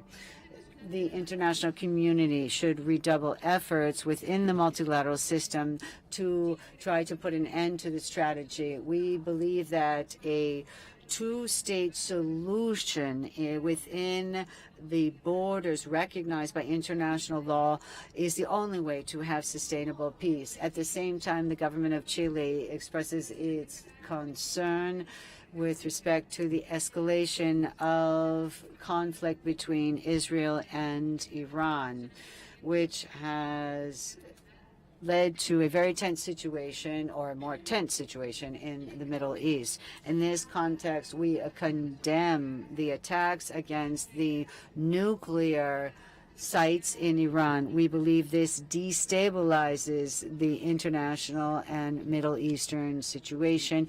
We call for the adherence to international law and the principles of United Nations to resolve disputes peacefully. We believe we need to use diplomatic channels to find a peaceful solution that is definitive. Mr. President, multilateralism is living through a difficult situation, the most difficult that we've seen in the last 80 years. So we call upon you to not be paralyzed, rather to go back to the principles of international law. We must be united to build a OAS, which is an OAS that can address the challenges of our time, an OAS that is relevant, that is useful for member states and the peoples of the Americas. And I would like to simply say that with respect to the intervention of delegation of Bolivia, that we would like to respond. My delegation would like to express its concerns with respect to the statements made by the plurinational state of Bolivia with respect to the decision of the International Court of Justice that was issued in October 2018 with respect to an access to the Pacific Ocean. My delegation must state that the International Court of Justice, in its judgment, concludes very clearly that there is no legal obligation to negotiate this access to sea, but it says that this aspiration was already resolved by the court. Thus, the court in 174 and 175, or paragraphs 174 and 175, has not encouraged us to renew dialogue about this. We believe that this judgment has resolved definitively this dispute between our states and that this dispute no longer exists. Once again, Chile reaffirms its full respect for the judgment of the International Court in line with its foreign policy, which is to fully respect international law and the peaceful resolution of disputes. We are willing to undertake dialogue with any states, and we have had dialogue with Bolivia on different matters. We reiterate once again our will to intensify our relationship with Bolivia, to have better mutual trust, to have cooperation, which are very necessary. Thank you very much. Gracias. Thank you very much, Chile. Llegamos al fin para hoy. We have arrived at the end of today's session, giving the floor to the delegation of Colombia. Many thanks. It is my responsibility, my duty to bring to a close this session. It is a great pleasure to participate in the first General Assembly held in Antigua and Barbuda. And we are pleased to be here. It's natural beauty its culture, its people, its joyful nature and hospitality. This reminds me of the Caribbean region of my own country, Colombia, something that brings us closer to this country and to its people. Thank you to the people of Antigua and Barbuda for having so warmly and enthusiastically welcomed us. This is also the first General Assembly under the leadership of a fellow member of CARICOM, Secretary General Albert Ramdin. I congratulate him on behalf of my country and reiterate our willingness to support and work hand in hand to build a more unified, a more modern, and committed OAS, committed to the development of our countries. Let me also point out the election of a Colombian, the Colombian Laura Gil as the Assistant Secretary General of the OAS. This is the first woman to occupy this role, even though she will assume this role after this General Assembly. Her election is a key step towards the transformation of the leadership in the Americas. The theme of this assembly is to building economies that are both resilient and inclusive in the Americas.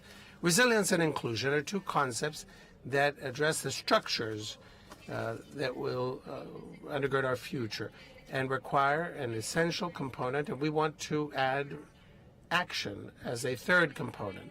In our countries, we know more today than ever before that to build peace, to strengthen their economy, and to move forward to a just energy transition, it is necessary to take action. To take action, to protect the most vulnerable, to face the crises we face, and above all, to create opportunities of dignified work for all. Your Excellencies, I am a young woman from Colombia today, the daughter of a country that is known very closely the effects of violence, but continues to be obstinate in its belief in the power of democracy. And it is precisely that democracy that is under threat on many fronts, quietly, silently, and even sometimes with some justifications. We do not need to allow for the opposition and the silencing of opposition and criticism on behalf of Colombia, but also on behalf of a new generation of peoples of the Americas, a generation that is both enthusiastic and free and aspires to the creation of solid economies that are truly sustainable, made up of women, indigenous people, Afro-descendants, persons with disabilities, and farm workers.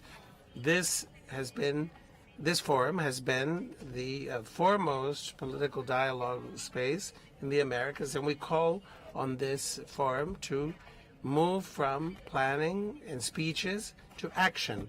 Let us move towards a consolidation of democracies that are truly democratic and societies that are truly democratic. How do we do so? How do we give full effect to the speeches that we have heard throughout this long day, speeches that will be heard again? Colombia has a proposal. Let us no longer talk about general terms of peace and justice and democracy, but to attend with urgency those cases that is most urgent. It is the case of Haiti that is most urgent today. Haiti is the open wound of the Americas, an area that has been left to extreme violence and a collapse of institutional regimes in that country. This is not only a political crisis, but it is a failure of our region. The people of Haiti has been betrayed by those who promised a unconditional support and solidarity.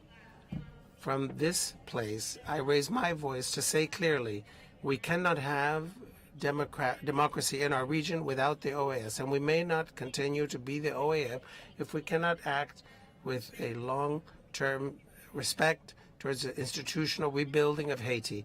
Haiti doesn't need any more speeches of compassion or pity.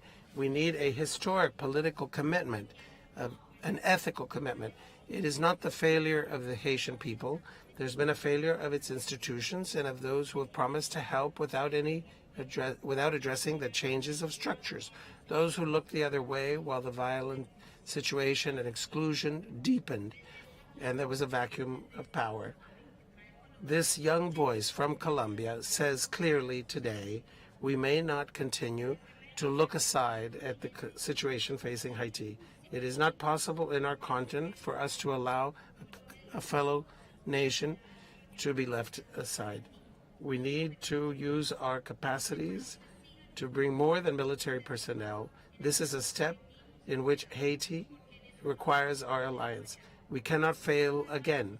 We cannot have further decisions made about Haiti without the participation of the Haitian people.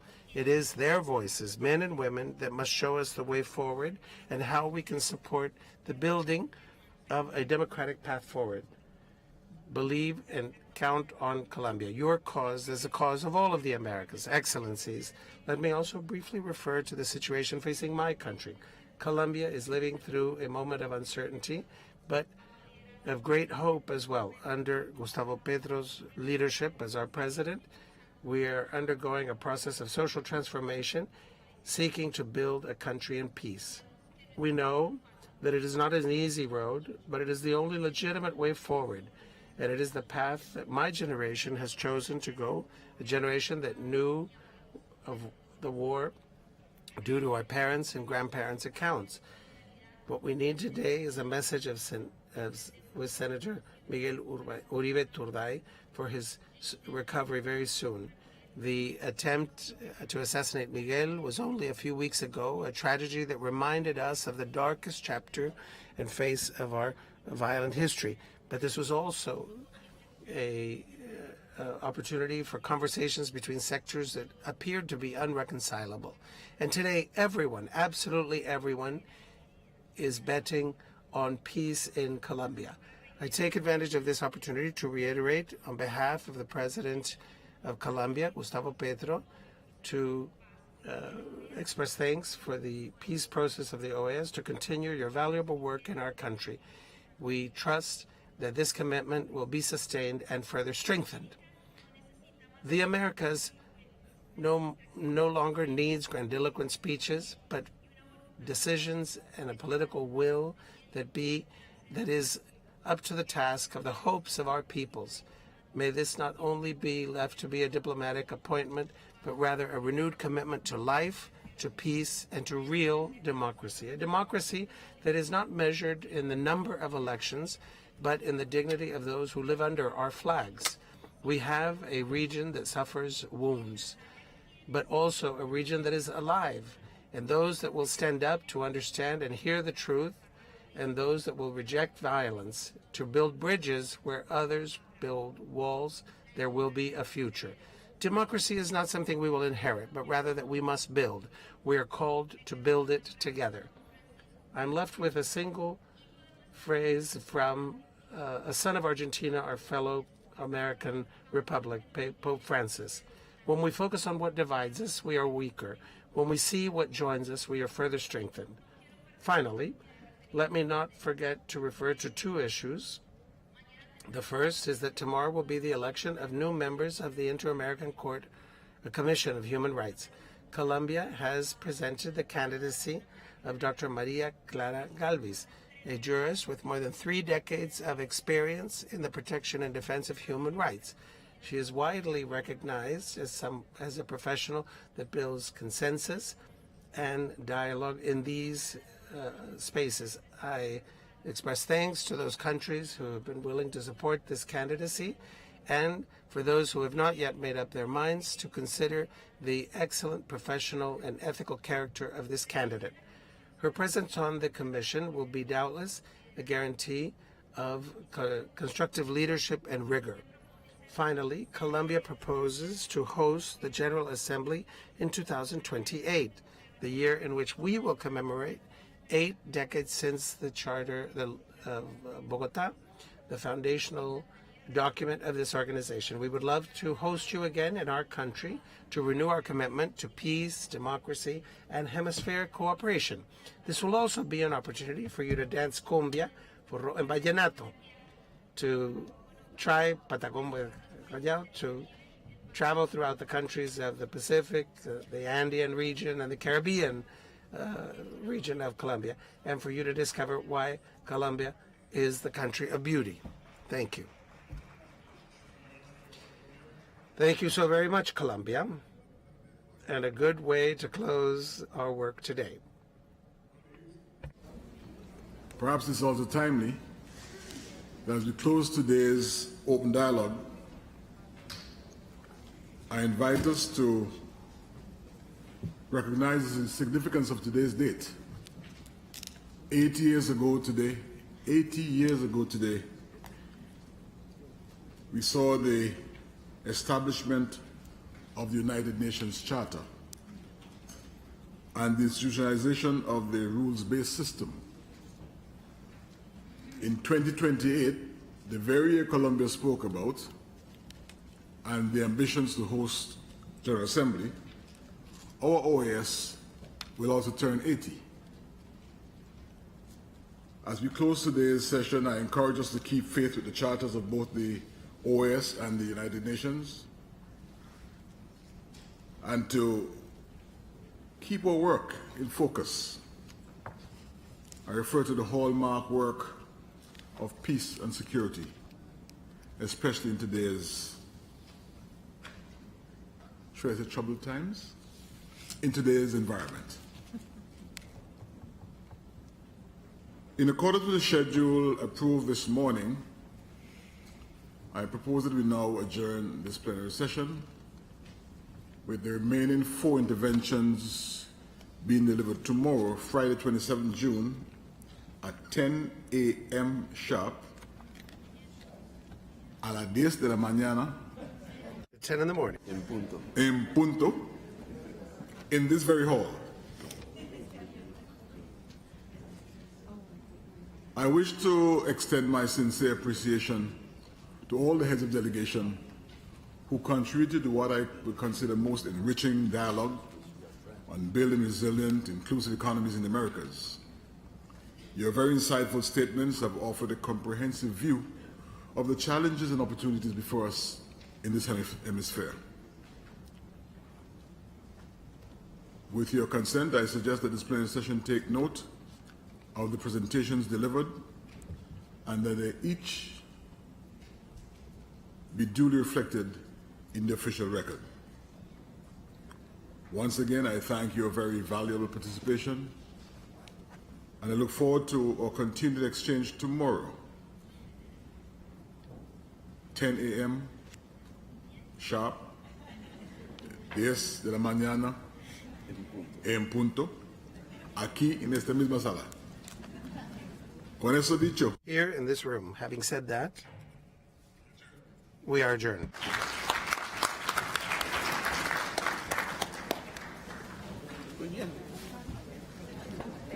Good job. I'm going in the job. Yeah. You're starting to enjoy it. Yeah. It's almost done.